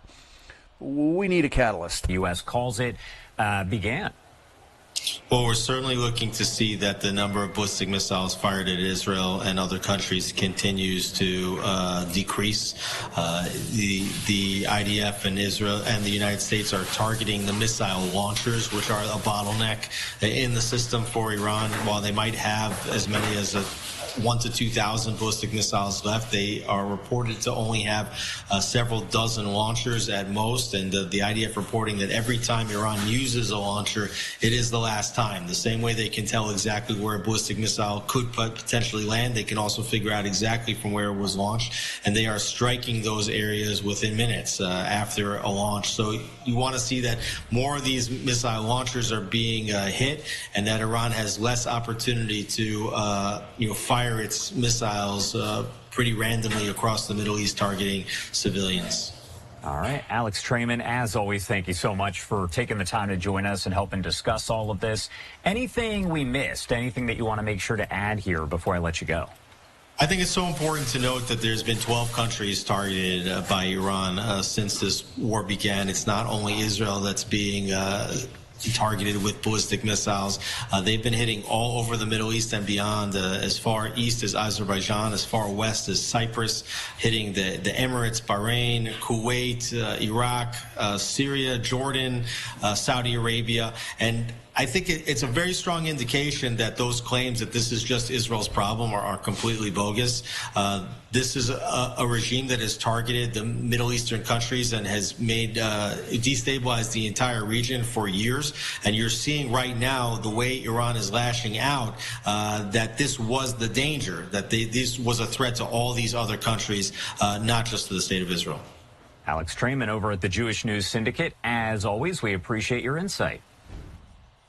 A big thank you to my colleague Josh Breslow and Alex Trayman, who frequently joins us here on Live Now from Fox. We are going to step away for a commercial break. A lot more news to get to. Don't go anywhere. We'll be right back.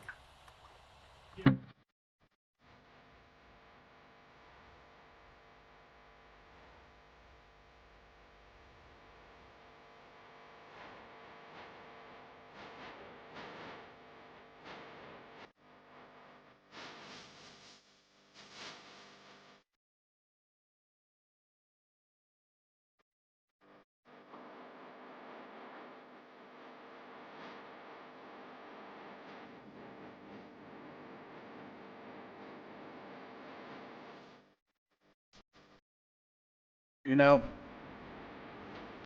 my son is 20 years old. I love him to death.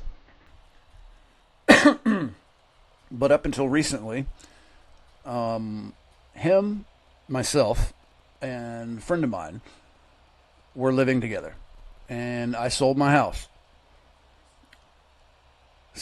My plans fell through massively. Money-wise and some other roadblocks. My intent, I am planning on moving to Thailand, and the money from selling my house was supposed to help with that. But I took steps to try and turn that money into even more money. I guess I had a little bit of greed, and yeah, I lost 5 figures. I lost my ass.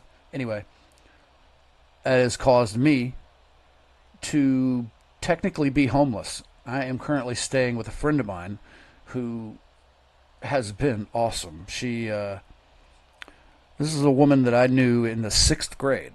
All right, I'm 48 years old. We were in school together 37 years ago. And I was only in that school for a couple of months. And we didn't associate with each other. We didn't even talk on the phone once I left that school. And I recently had found her online because I used to have a crush on her, a little crush when I was a kid. And I just looked her up for shits and giggles. And she heard about my situation. And this woman is so awesome. She invited me into her house and said I could stay in her guest bedroom. I haven't had to pay any rent. I mean, who does that? Someone who's genuinely awesome does that. And so do people who are apt to be taken advantage of. Lucky for her, I'm not a huge piece of human garbage. Because I know people who would have definitely taken advantage of her. Anyway, she's been a godsend, and she has been so awesome to me. Even though I have blown her bandwidth out with these live streams, I was running 24/7 Bitcoin charts. And I blew her 500 gig cap, monthly cap, out of the water by like 6 terabytes. So it added $100 to her bill. I haven't made $100 on YouTube yet because I just recently got monetized, and over the last 2.5 months I've made less than $100. So not exactly a good return on investment, right? I'm just loaded with great investments. You should totally listen to me. Anyway, so yeah, my son and my friend, the two people I was living with before I sold the house out from under us all, they've been trying to find us all a place. And I don't have a horse in the race because whatever money I have is locked up in the staking pools, which is not much. And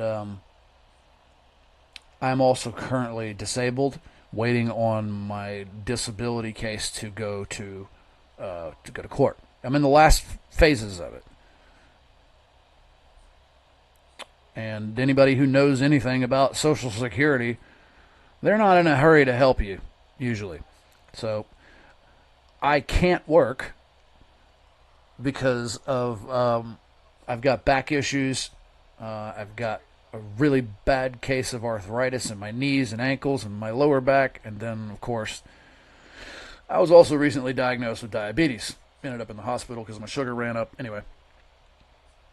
But my son and my friend both took different responsibilities in the house hunting thing. And my friend feels like my son has dropped the ball because my son isn't under the gun like we are. He has a place to go. Don't worry, I didn't sell my house and kick my son out on the street. He wasn't officially living with me anyway. He's been living with his friends.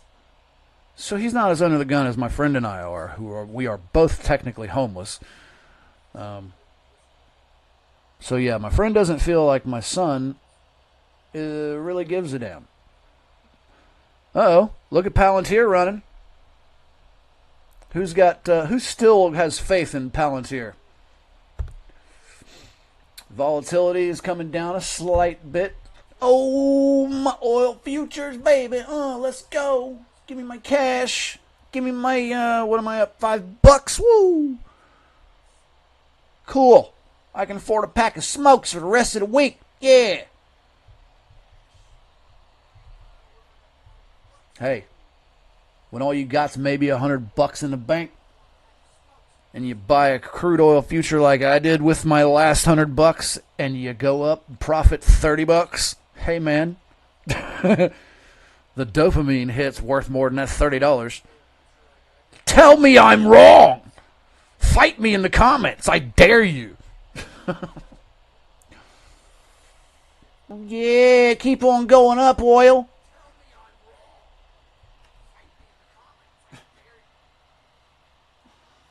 Right. I got a whopping one person watching, and I think that's me. Am I all alone in here? Help!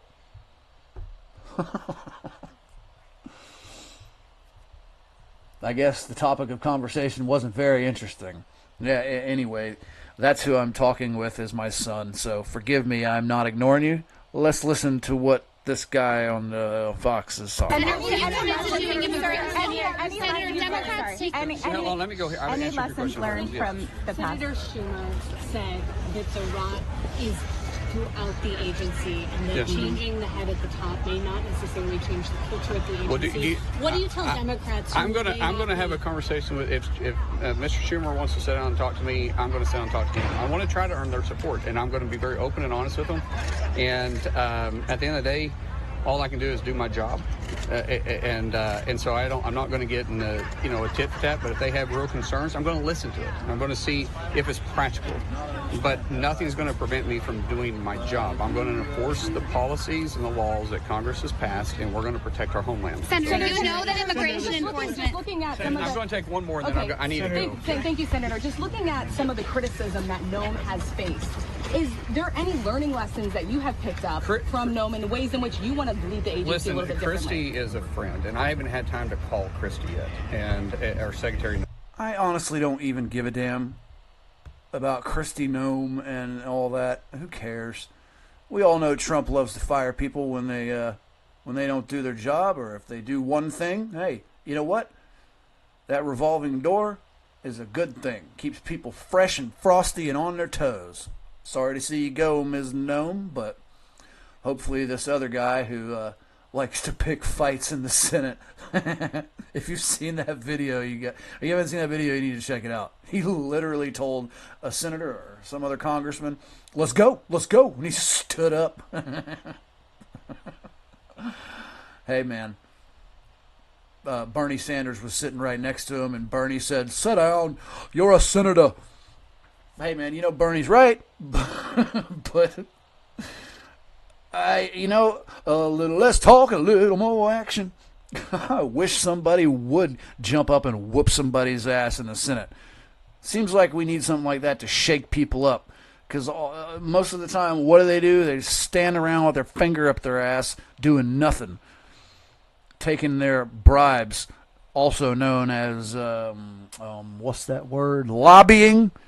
Insurance, as I mentioned, and now he's even allowing India to buy more of Russian crude than was agreed during the tariff negotiations, because we don't want to see the price spike further. You may also see a release of the strategic reserves that are held by China, the EU, and even perhaps the United States. But all of these are just reducing how much it would go up. They can't stop it or get it to go down. Yeah, so chances are thank you for doing this. These oil futures may slow down a little bit, but so far they're killing it. Great to be with you. Thanks very much. Thank you so much. Made me a whopping $30 on it, baby. Hey, when all you got's a little bit of money, that $30 profit I made on it so far was worth more in a dopamine hit than it was the money. Yeah. So, give me more oil. Give me some more cash oil futures. Come on, baby. I will gladly pay more at the pump for the liberation of the people in Iraq or Iran. I'm starting to sound like a politician, getting them mixed up. But, yeah. What are your thoughts on the war? In the context of money and making money. We don't need to get into the morality of it. Everybody's got their opinions, and I welcome all of those opinions. You're not wrong. You're not right. But I will listen to anybody, even if your opinion is stupid. I will still listen. And I'll still take it into consideration, because that's what I want from you. That's what I want from other people. I try my best to treat people like I want to be treated. Pretty old motif. Let's see what they're saying in the news. What's all that day blowing up and shit? Yeah, war's hell, guys. I do feel for anyone who has died, except for the Ayatollah. He can die like the dog that he was. Look at that. Put that song up for a few seconds. YouTube charges me a nickel. Hey, there goes another nickel. What is Bloomberg saying? And now you have a really bad employment report at a time when people have already said they're worried about losing their jobs. Are you concerned that this could tip us into the stagflationary environment? I don't want to say recession yet, but could cause people to pull back? Probably. It might cause people to pull back. Prices always only ever go up. 5 to 8 When's the last time you saw any prices go down a significant amount and stay there? Unless there's something on sale at the store. And actual consumer spending. For some reasons we understand and some reasons we don't understand. The dollar buys a nickel's if worth. you saw deterioration of consumer sentiment as, say, speaking gas of the prices value of the dollar, go up, which historically when gas prices go up, consumer sentiment goes down. This is the U.S. dollar index. If that did not translate into a slowing of consumer spending, I would be much less nervous. As I've highlighted, we really don't want the dollar to run above the $100 mark. Was not AI data center investment. Yeah, that was great. Because but the main thing driving growth that will was affect strong, a lot of stable things. Consumer, broad-based. Namely, it'll bring the price of gold, silver, Bitcoin and that down. Still continues. Notice I said price, not value. So understand the difference. If sentiment deteriorated. I want to see. There's a lot of concern as I'm going around the Midwest and the Chicago Fed district. I used to buy a lot of expression of and concern about silver. affordability, about costs. I still on do, both the business side nowhere and the near as much side. as I used to.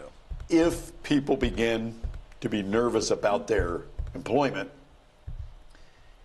historically that tends to show up as day candles. They're trying to build a little precautionary buffer, so the savings rate would start to rise. That'd be a thing to watch out for. Let's end on a little bit of a positive note here. Productivity down from the third quarter, but still 2.8% for the fourth quarter. That's got to be something zoom out that on makes silver a little feel bit. a little bit better. Yeah, all of our inner economists are getting a little I want bit to of talk a warm about glow. Fibonacci. Productivity growth is what makes now, us I happen rich. to know Incomes can go up. Wages can grow. I happen to know that my cousin is in and out of the live stream here, and he might be watching now, and if he is, I encourage him to speak up, huh? He has been a wealth of knowledge for me in the Fibonacci department. Look at silver on a run. Come on, baby, push above that 84.17. Let's go, let's go. You can expect silver to, at some point, probably when it crosses over the $100 mark, you can expect silver to run up to about $130, $140-ish. Now, once it gets there, if you're invested, I encourage you to back up off of it around the $130, $140 mark. Because once it gets up there, and no idea when, it will crash again. That's what the Fibonacci's tell us. When it crashes, it'll likely be a bigger crash than the last one. It might lose close to 40, I dare say 50% of its price, not value. However, once that drop occurs, it'll screw around a little bit wherever it falls down to, and then when it begins to run again, it's looking like it's going to push up above $200 at that point. Keep your eye on silver and silver futures. Now, something you should know about silver futures is whenever you look into silver futures, let's say you're using Coinbase. I don't know what exchange you use, but Coinbase is pretty good. When you look up silver futures, you've got a few of them. And they're all differentiated by a time frame. There's your March. Damn, look at silver. You've got March futures. I believe you've got June or July futures. You've got, I believe, August and September futures. What's the difference, you say? Well, one of the major differences is the futures, the silver futures that are on the short term, the closer you are, whatever date you're closest to currently, those futures, by and large, are more or less affected by the industrial buying and selling of silver as an industrial metal, because it is an industrial metal. The later out time thresholds for the silver futures, those are more affected by investors, collectors, etc. Now, what happens with the industry as the price of silver goes up? Do you think they slow down their purchasing? Do you think they slow down at all? Do you know that they probably actually increase for fear of more of an increase in the price? Of course, they have insider information that you and I don't. And then, of course, the mining companies have the luxury of knowing where they're about to get their next load of silver, right? And gold. So when you are investing in silver futures, it is my preference to go with the closer time frame, because that's the time frame. Those are the futures that are centered around the companies that have to buy silver to keep up with their production of whatever they're using the silver for, right? The industry does not slow down. They have to pay the price of silver at the time. They have to continue buying it. Now, the investors and collectors, they don't. They can afford to wait. So keep that in mind when you're playing with silver futures. It is my assertion that it is best to use the shorter term futures contracts. Yeah. So that's my 2 cents on silver futures. Right, looks like silver's backing up off it a little bit. But you know what? Anytime you got a healthy run, you got a healthy correction. You see this down here at the bottom?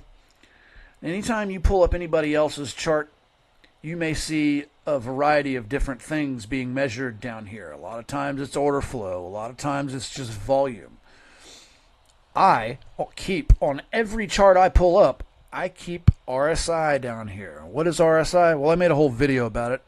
Not that you need an entire video to learn about what RSI is, but RSI is Relative Strength Index. And basically, RSI is like a throttle. There are a couple of sweet spots. One number is not, like the higher number is not better or worse than the lower number. It doesn't work that way. Generally speaking, first of all, the yellow line is your average. The purple line is the current. Now, once RSI gets around the 60 mark, and then, of course, as it approaches 70, that is what will cause, or it's correlated, I shouldn't say it's causal, it is correlated with the run. So anytime you see RSI around 60 or 70, you're about to see some good runs up. Now, the higher it goes doesn't mean it's better. It means it's faster. But the problem is, once you get above 70 on your RSI, that's when it gets to be overheated. And the higher it runs, the harder it's going to fall. Now, whenever it does come back down and it starts to get below 40, it's about to pop back up.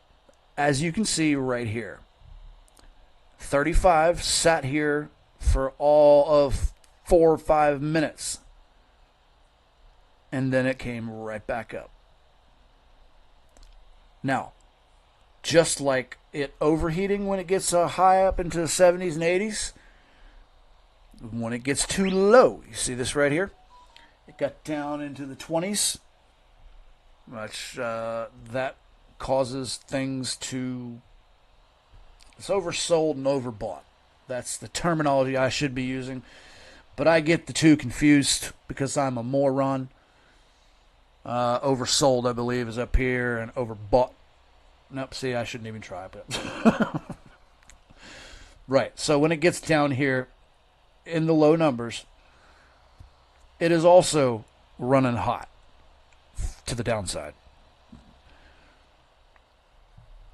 A good average for anything that's any stock or crypto for that matter that is just kind of running sideways and just making normal progression needs to be above 50-ish. But yeah, that's how RSI works, guys. It is one of the best indicators for predictive indicators that I know of. If you know of any better, please, by all means, let me know what that might be. Yeah. How's my oil futures doing? Killing it. Look at that.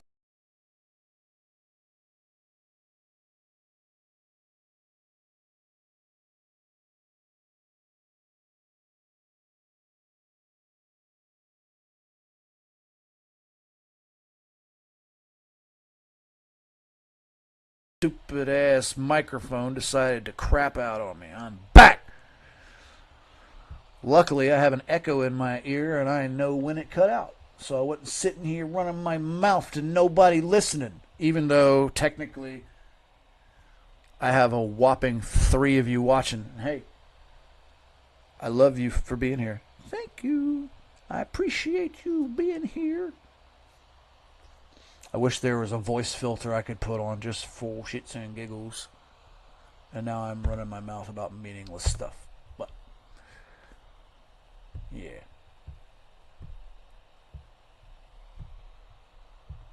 Man, these oil futures are looking so great. What the hell is going on here?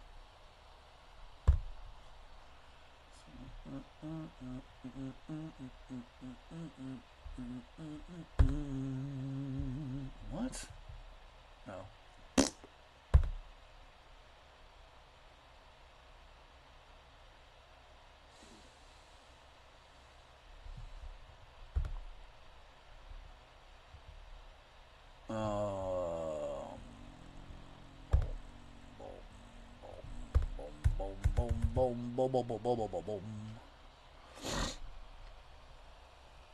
If anybody has any ticker symbols they want me to look at, by all means, drop them in the chat.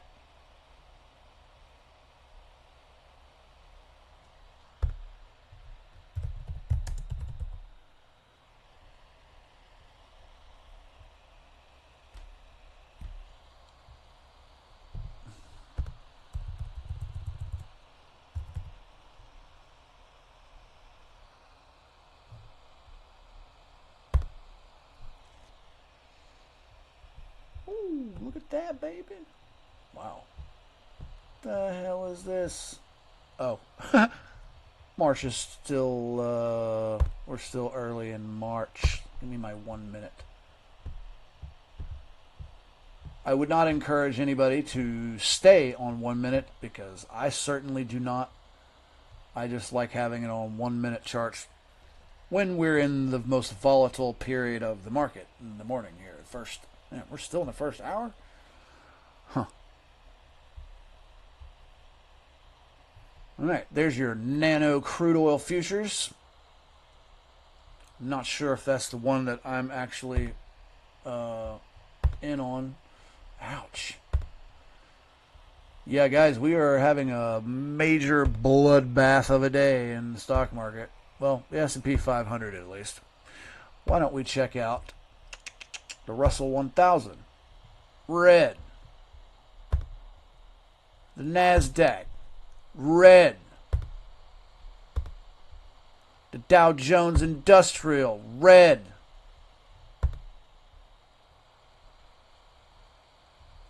How about all U.S. companies? No particular index. Look at America. Look at the United States of America's money. That's all of us. That is everybody.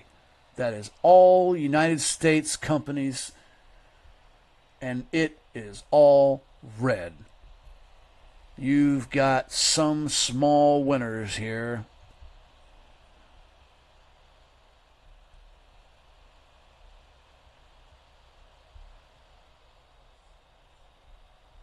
I was trying to find a funny statistic, but it doesn't look like they're going to give me one.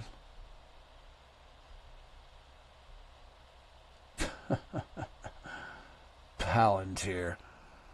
War. It's so good for business, isn't it?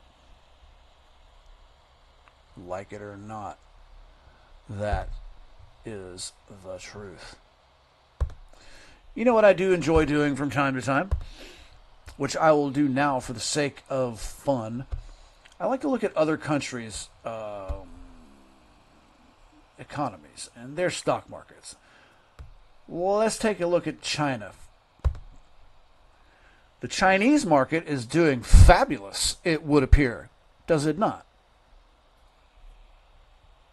What do you make of that? They're definitely a mixed bag. But it's looking like their companies are doing fantastic by comparison to ours at the moment. But you know what? This is how things are affected by war. War does create a strain on the economy, even though it's ultimately good for business, some business. But, you know, when your currency is backed by the largest military-industrial complex on the planet, by far, that tends to happen. Fun fact, did you know that the United States spends more money on their military than the next 5 countries combined? Did you know that the Iranian entire military budget is at about $8 billion? The United States military budget? I mean, do you need me to tell you how much it dwarfs them? We can afford to bombard them relentlessly, hour over hour, day over day. I mean, remember, we were fighting a war on terror for 20 friggin' years. Okay? Granted, it wasn't as expensive as what we're doing now, but we need to beat them into the ground, demoralize the living hell out of anyone who thinks they might be able to come in and take up their theocratic regime, all of that BS. Yeah, they're thinking twice right now. The USA will kill you. And I'm sorry, like it or not, yes, war sucks. Yes, the humanitarian side of things is reprehensible in some cases as far as our actions in the war are concerned. But ultimately, listen, man, ultimately, this is a good thing for the Iranian people, for women in particular. So, you know, if you have a problem with the war, I challenge you to get your priorities straight and your sympathies. Speaking to people who may lean left, I understand that you have humanitarian concerns regarding the war. And I understand that, you know, a better option, yes, a better option would be a better option.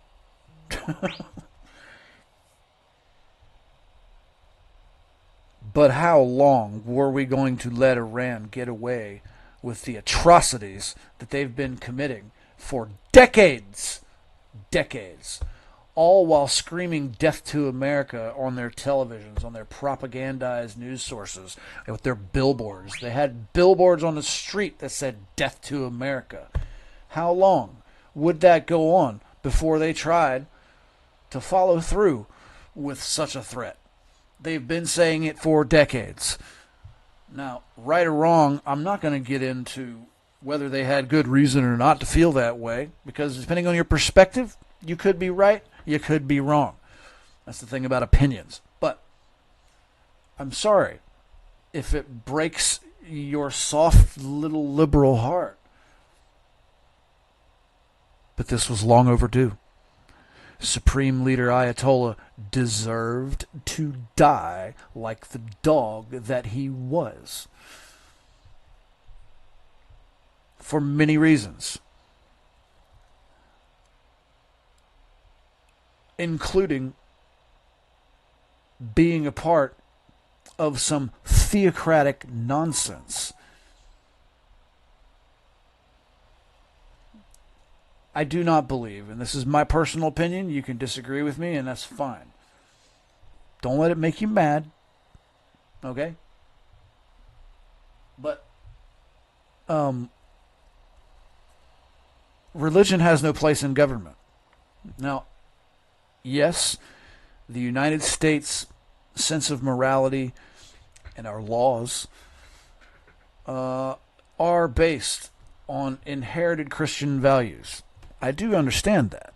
I do understand that that is the role of religion in our government, if any. Okay? When I say I don't believe that religion has a place in government, I mean that religious rhetoric, shouldn't be stated to our troops, like Pete Hegseth did. I by and large, I love the things that Donald Trump has done. Okay? There's a lot of things that I love that he has done. A few things I don't like. But this move by Pete Hegseth is not one that I agree with. I do not believe that we need to start making this out to be some sort of holy war. It's 2026, okay? You are welcome to have all the beliefs that you want. I don't care what your beliefs are. I really don't. It does not define you as a person in my mind. I am open to just about anything. But we are fighting a theocratic government. We keep making statements that their theocracy needs to be destroyed, and it does. But we don't want to join the Democrats with any sort of hypocrisy. And I'm sorry, but that's a bit hypocritical. Is he right? Is he wrong? That's not for me to say. But if you don't know the quote that Mr. Hegseth used to the troops, it's rather jarring, in my opinion. Lighting the fires of Armageddon? What? Bruh. That's a little much. And I understand, you want to psych up the troops and you want to get everybody, psyched up for war. I just don't think that's a good angle to come from. What do you think? I'm open to a civil discussion about it. And you know what? My opinion is always up for a change because I can take in new information. I leave my biases at the door, which I encourage you all to try and do. It's not easy. It really isn't easy to leave your biases at the door. But I encourage you to do so.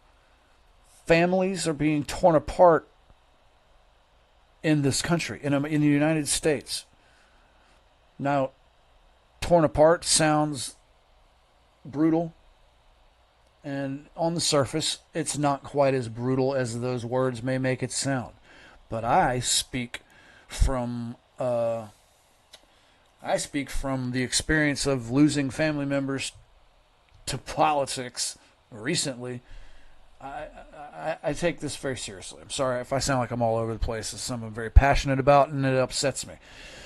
But I have a bleeding heart liberal for an aunt. Okay? Now, I'm pretty middle of the road. I'm very conservative on some things, and I'm pretty progressive on others. But the things that came out of my aunt's mouth, I'm not going to name her, but if anybody knows me, anybody in the chat that knows me, you know exactly who I'm talking about. I've always loved her, and I always will. Blood is thicker than water. But the things this woman said right after Trump was born, I'm going to quote her. She said, upon Trump's winning of the election last year, she said that she honestly believed. See, I have a cousin who's homosexual, and she's married to another woman. They have an adopted child. I love them to death. I don't care about any of that. You want to be gay? Go be gay. I don't care. I still love you the same. You're still a human being. But my aunt actually believed that because Trump won the election, that they were going to have their door kicked in and they were going to have their marriage broken up, thrown in concentration camps most likely, and that their adopted child would be taken from them and taught by old white men how to give head. I'm I'm censoring myself because those are not the words she used. And this is an old hippie. My aunt's an old hippie. And to hear those words come out of her mouth, it was obvious propagandized rhetoric she heard on TV, and she heard from the idiots that she watches on TV. These people on TV, they have a vested interest in pissing you off. Pissing you off is good for ratings.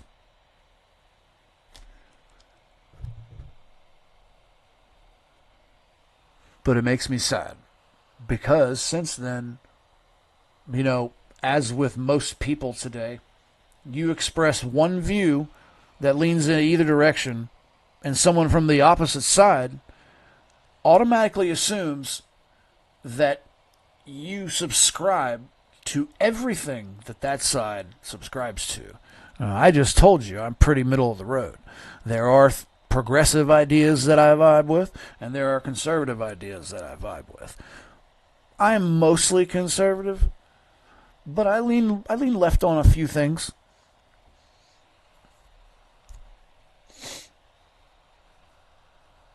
Yeah, I'm sorry.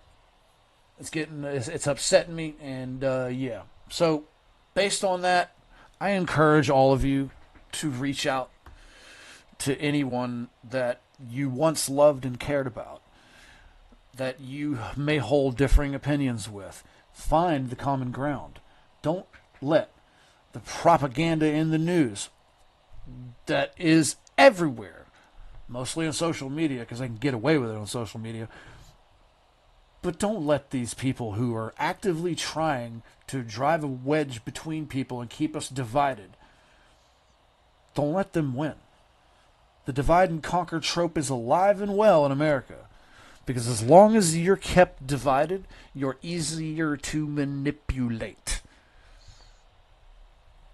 Case in point, all the videos you saw of Democrats crying and screaming in the cars over Trump winning the election. They were only that upset because of the BS in the news. And I should say, the mischaracterization of things in the news. Man, don't get me started. Or actually, you know what? Go ahead. Get me started. Let's talk about it. Comment in the chat whether I should shut the hell up and get back to money, because I think I'm going to do that anyway.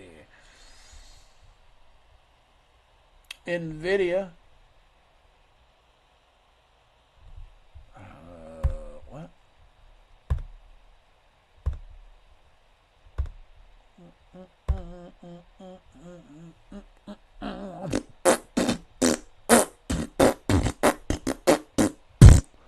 That's what I hear when I turn my TV on. Right. Silver looking good. You see how much silver ran up from the dollar moving such a small amount? Uh-huh. Broadcom still making its run up right here. This is yesterday. I'm telling you, man, these companies, the main suppliers of SpaceX, before SpaceX's ISO, or IPO, I'm an idiot. These companies are the ones you want to get in on. I'm here to tell you. Broadcom, NVIDIA, Astronics. These companies are the people who supply SpaceX with all of their stuff. Now, there's another one that is a South Korean company known as Bastille. And you would have to go into the South Korean stock market in order to buy in on that. And I'm pretty sure there's a fairly good currency conversion rate. So, you know, you could compound your winnings there if you played your cards right. I don't know exactly how to do that, so don't ask me how. But I believe I'm going to do my best to try. And I'll probably lose money doing it because I'll probably do something wrong. But hey, baby, those are the best learning. Those are the best lessons to learn. The ones you learn by mistake. Damn, they hurt. But yeah, Astronics, Nvidia, Broadcom. These are all companies that supply SpaceX, and in my opinion, all four of those companies are guaranteed to fly between now and SpaceX's IPO. I don't know why I keep saying ISO. But yeah, not financial advice. Anyway, let's go see what Bloomberg's talking about. Maybe give me something else to rant about in the chat. Let's go. Anonymous, Payton, and Regal. Jeffrey, thanks so much for joining us here. First, let's start on the labor front. Morning. I'd love for you to just kind of tell us your thoughts on that labor print we saw today, which was unexpectedly weak. Yeah, Paul, I was told that the labor market was stabilizing, and we're just not seeing that from our perspective. 5 out of the last 10 months, we've had negative readings. So it wasn't just last month. 5 out of the last 10. The 3-month average, so if you want to average some of the seasonal or month-to-month volatility, the weather, sometimes people point that out. The 3-month average is very weak. But you know what? I'm still going to live stream if I'm sick or not. You'll just have to listen to me sneezing and coughing and choking. 18,000 jobs over that time frame. So I think the labor market is very weak and not picking back up, at least not yet. And that's, I think, the key risk for the U.S. economy that I see. Yeah, well, Jeffrey, I mean, very interesting when you dig into the details, right? Some of the declines that we've seen in the subcomponents. Yeah, my cousin's in the chat and he ain't said a word. Some of the commentary that we've seen this morning. I know you're here. Flat 'em. See what Yahoo's saying. Tax season's in full swing, and we want to help you get prepared with our tax season playbook. The Have you gotten your tax refund yet? To file 164 million tax returns this year. Here's some key dates to be aware of. For the vast majority of taxpayers, returns are due on April 15th unless it lands on a weekend or holiday. If you live outside the U.S. or are serving abroad in the military, you have 2 additional months to file your individual income taxes without penalty on or around June 15th. While you automatically receive this extension so long as you indicate on your return that you're based abroad, you will still have to pay interest on any uncollected taxes if not filed by the original due date. And if you need more time to file, you can ask for an extension. That gives you until October 15th to file your return. For those who live in the U.S., you'll still need to send the IRS Form 4868, application for automatic extension of time to file a U.S. individual income tax return. You can do all this via your online tax preparation service, an accountant, by mail, or through the federal government's free file program. One key detail, an extension of time to file doesn't mean an extension of time to pay. So you got to make sure you pay any owed taxes, estimated taxes, at least by the original due date, or you could face penalties. This year, the IRS has granted automatic extensions on some deadlines for taxpayers affected by natural disasters in Louisiana and Montana. And as for when you'll receive your return, that depends, especially if you have a more complicated tax situation. But typically, you can expect it about 2 to 3 weeks after your filing. Yeah, mine's been almost Well, the Republican tax bill passed in 2025, also known as the One Big Beautiful Bill, is in effect. While the process of filing your taxes, of course, that doesn't change. Some of the details could look different here. According to the Tax Foundation, the biggest changes represent a tax cut of $129 billion. Let's talk about what that a little sliver of it could mean for you. Here to explain some of the biggest changes and how that affects you. Didn't y'all just see what I just saw when I pulled this up on the stock screener? it's got a screaming 20,000% run up. Where's the 20,000% run up? Is that all time? I bet it's all time.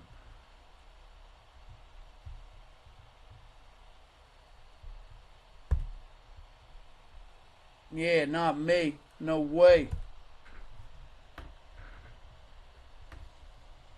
Crude oil futures. I have got a play. I didn't mean to click on that, but whatever. Yeah, that's not the one I need. I'm going to take you back to the news while I find the one that I'm looking for. I am not going anywhere, baby. Potential $10,000 deduction probably looks good to you. Yeah, you've probably already filed your taxes if you want your money, if you need it. You do tend to see a spike in oil prices. They tend to be pretty short-lived. Within the 6-month time frame, they come back down. So I think that's something to keep in mind. The second thing, Paul, is what is the pass-through from Brent or from WTI into U.S. Core inflation? It was a much bigger pass-through in the 1970s and 1980s. That's right. But over time, it's come down. So we just drop think a ticker symbol in the chat, guys. It is wide open in the chat, which is the key metric. I would love to pull up anything you want me to pull up. I was out in California last week, and I paid like $5.25 a barrel. I don't know what these people That's are doing. a different animal out there. You guys are a different animal out there, Jeffrey. That's why every other car... Special formula. Yeah, exactly. That's why every other car was a Tesla. Jeffrey, thanks so much for joining us. Jeffrey Cleveland, he's the chief economist at Payton & Regal. They're based out there in Los Angeles. So, yeah, that's a kind of a big deal out there. So, but again, I think, you're looking at some of these energy prices just surging here, continuing their surge again. Brent, crude up about 7% here, $91.20. WTI up almost 10%. My chat isn't moving. Almost $8. Meanwhile, just below, right around $89. Check per out barrel. this And again, chat. We were at $57 a barrel just a few months ago. So a big surge in energy prices. Yeah, and now we're talking about what, $100 oil? Yeah. And the implications. Yeah, come on, it was just flying. We talked to as Mike I pull McClellan, it up, Bloomberg intelligence strategist, commodity strategist. And he said, "Yeah, this is the premium. This is the Iran premium, and as quickly as it went in, it can come right back out when and if this thing calms down." So we'll keep an eye on that as well. But again, the sell-off in the market today. That has pretty much been the tone for most of the week. We did have one up day, so we'll stay on top of these markets for you. Coming up, we're going to check in with Dan Ives, the global head of technology research and Wedbush Securities, get his thoughts on some of these tech names. The Nasdaq's actually been doing a little bit better than the S&P here in the last several days, so we'll see if that rotation trade out of tech or out of growth into value is still a call. This is Bloomberg. Good morning.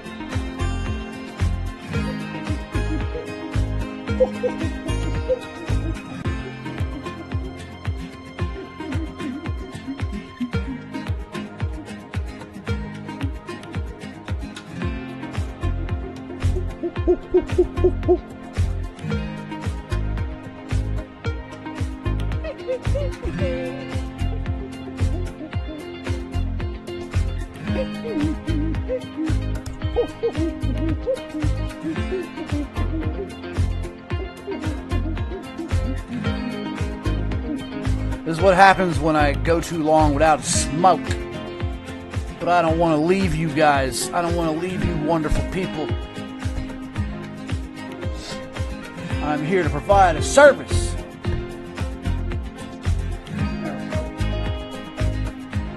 Okay, that is the one I pulled up.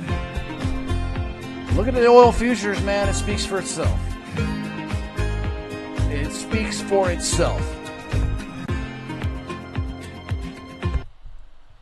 The dollar index is down for the day so far. Well, since the opening of the market. This one's always running, unlike your stocks are. Looks like the dollar may be picking up a little bit of steam right here, which may cause silver and gold to stumble a little bit. If you've got any silver or gold futures, you might want to get out of them right now. Not financial advice. NVIDIA looks like it's doing a little bit more of this BS like it did yesterday, you know? Dump. People taking advantage of it. People taking advantage of it, of the dump. Buying the dip, buying the dip. Then bang, sell right when it gets back to where it was. And then rinse and repeat. Astronics, one of the suppliers of SpaceX. You can watch this one. The volatility has come down slightly. I do believe that sentiment is meaningless. These things fluctuate. Yeah, buying. Really? What? There's no way we're green for the last hour. We certainly aren't for the last day.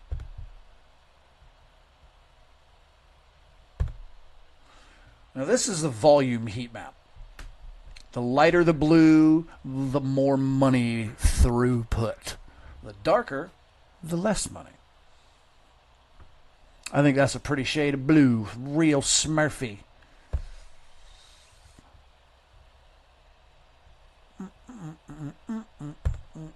Yeah, we're still down for the day, guys. Overall, Broadcom, one of my recent picks, doing pretty well. RTX, LMT, Dell. Who the hell has ever... Who bought a Dell computer in the last 10 years? How do some of these companies stay in business? I'll tell you how they stay in business some other time. Not getting into that. You can use your imagination and probably figure it out. Palantir, doing well. Oh, Netflix not doing so well. Yes, because more people are watching the news. Yeah, that has nothing to do with it. Walmart. Yeah, Walmart, Costco. You can expect those to do fine because, you know, this is America and everybody's fat asses on running to these places, dropping all their money. Energy sector looks like it's cooling off a little bit. You know, I don't get this. Like, it says change in the last hour, which that's all the market's been open for. But for the day, we're still red. And yeah, for 24 hours. But the market is not overall green. I don't buy that for a second.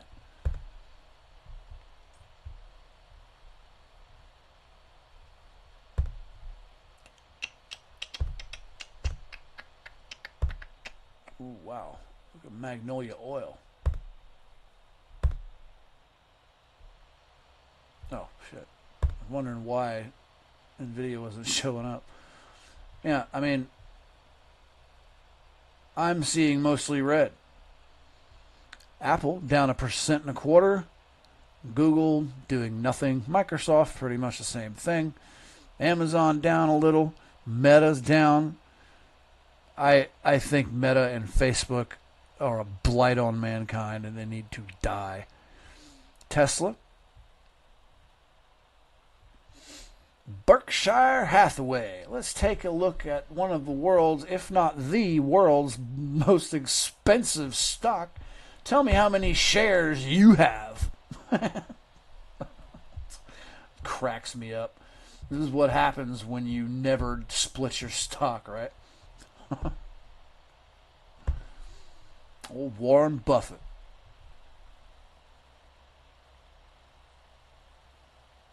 I mean, these are nothing moves in and of themselves, but over time, great God. $700,000 per share. That is a big ball game right there if you're playing with multiple shares. Not me. No way.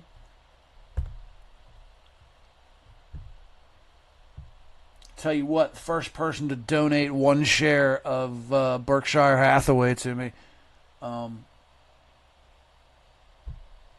you can have me. I will belong to you. No, wait, I can't say that because the amount that YouTube takes like 40% of all donations. Whew. Yeah, that'd be a good payday for YouTube, wouldn't it?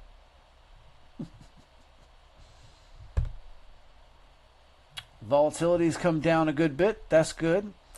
Astronics is good, up about 1% for the day. Nvidia down about 1% for the day. Broadcom up about 2% for the day, as I told you. Dollar index going sideways. Silver running sideways after a pump. But look how much silver pumped. Silver pumped $2. When the dollar fell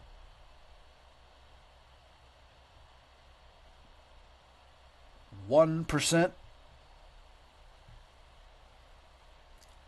That's what you call a multiple.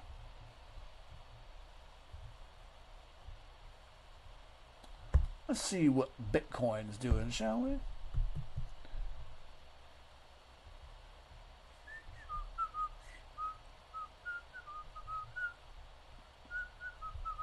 This guy's on the live stream whistling and ranting about nonsense. Yeah, that's what you pay for. And since it's free, you get what you pay for, huh? You paid for nothing, you get nothing. You get some guy yelling into his camera and into the microphone about nonsense. I'm just playing, guys. I am providing a service. I have no illusions about what I am providing to you guys. I hope I'm providing something that's helpful and hopeful, of course. But I realize my limitations. I realize my lack of knowledge in certain things. But I appreciate your patronage and being here because, you know, while I might not be the most intelligent person, I do believe I have some interesting perspectives on things, and I do believe that I look at things differently than some others you may be watching. I hope, at least, that I provide something to you, because I do so appreciate everybody being here. All three of you. All right, let's see. Cardano down almost 5% for the day. I haven't looked at a Cardano chart in a while. Let's see what it's doing.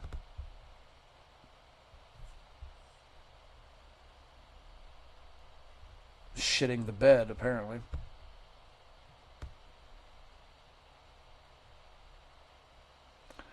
Yeah, I remember when Cardano ran up to $3 a few years back. Wasn't that nice? Or did you get in on that? Have you ever bought into Cardano? Do you know what makes them so special? They are Ethereum's biggest competitor. For starters.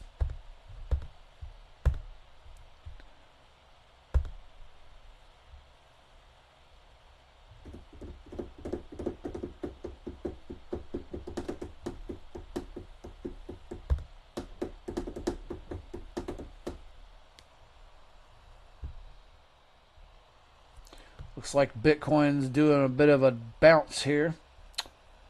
It looks like it's in store for a double bottom, which coincidentally is what they call your mom. A double bottom.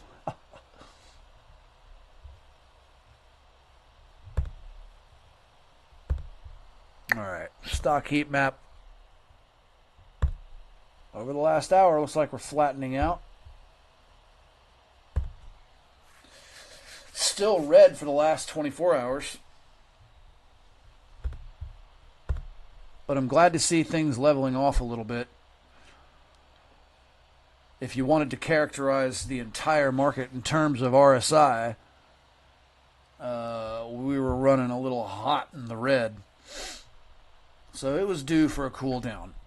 It'll likely continue. But what I'm hoping is maybe the economy will get a little bit of a reprieve going into the weekend so that we can at least enjoy our weekend. You know what I mean?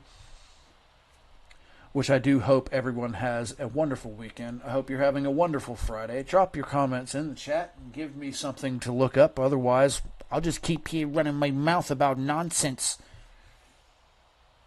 Don't you know? I'm telling you, I'm wanting to smoke more and more and more. Yeah. Well, guys, if nobody has anything, I do believe I'm going to call it early for today. Early. I usually stay on until about 11. It's 10 minutes until 11. And I've gone the entire time without taking a smoke break, so I'm going to put my break at the end right here. I'm going to go get me a smoke. And I'm going to bid you guys farewell. I appreciate your patronage. Thanks a lot. I love you in the mouth. See you Monday.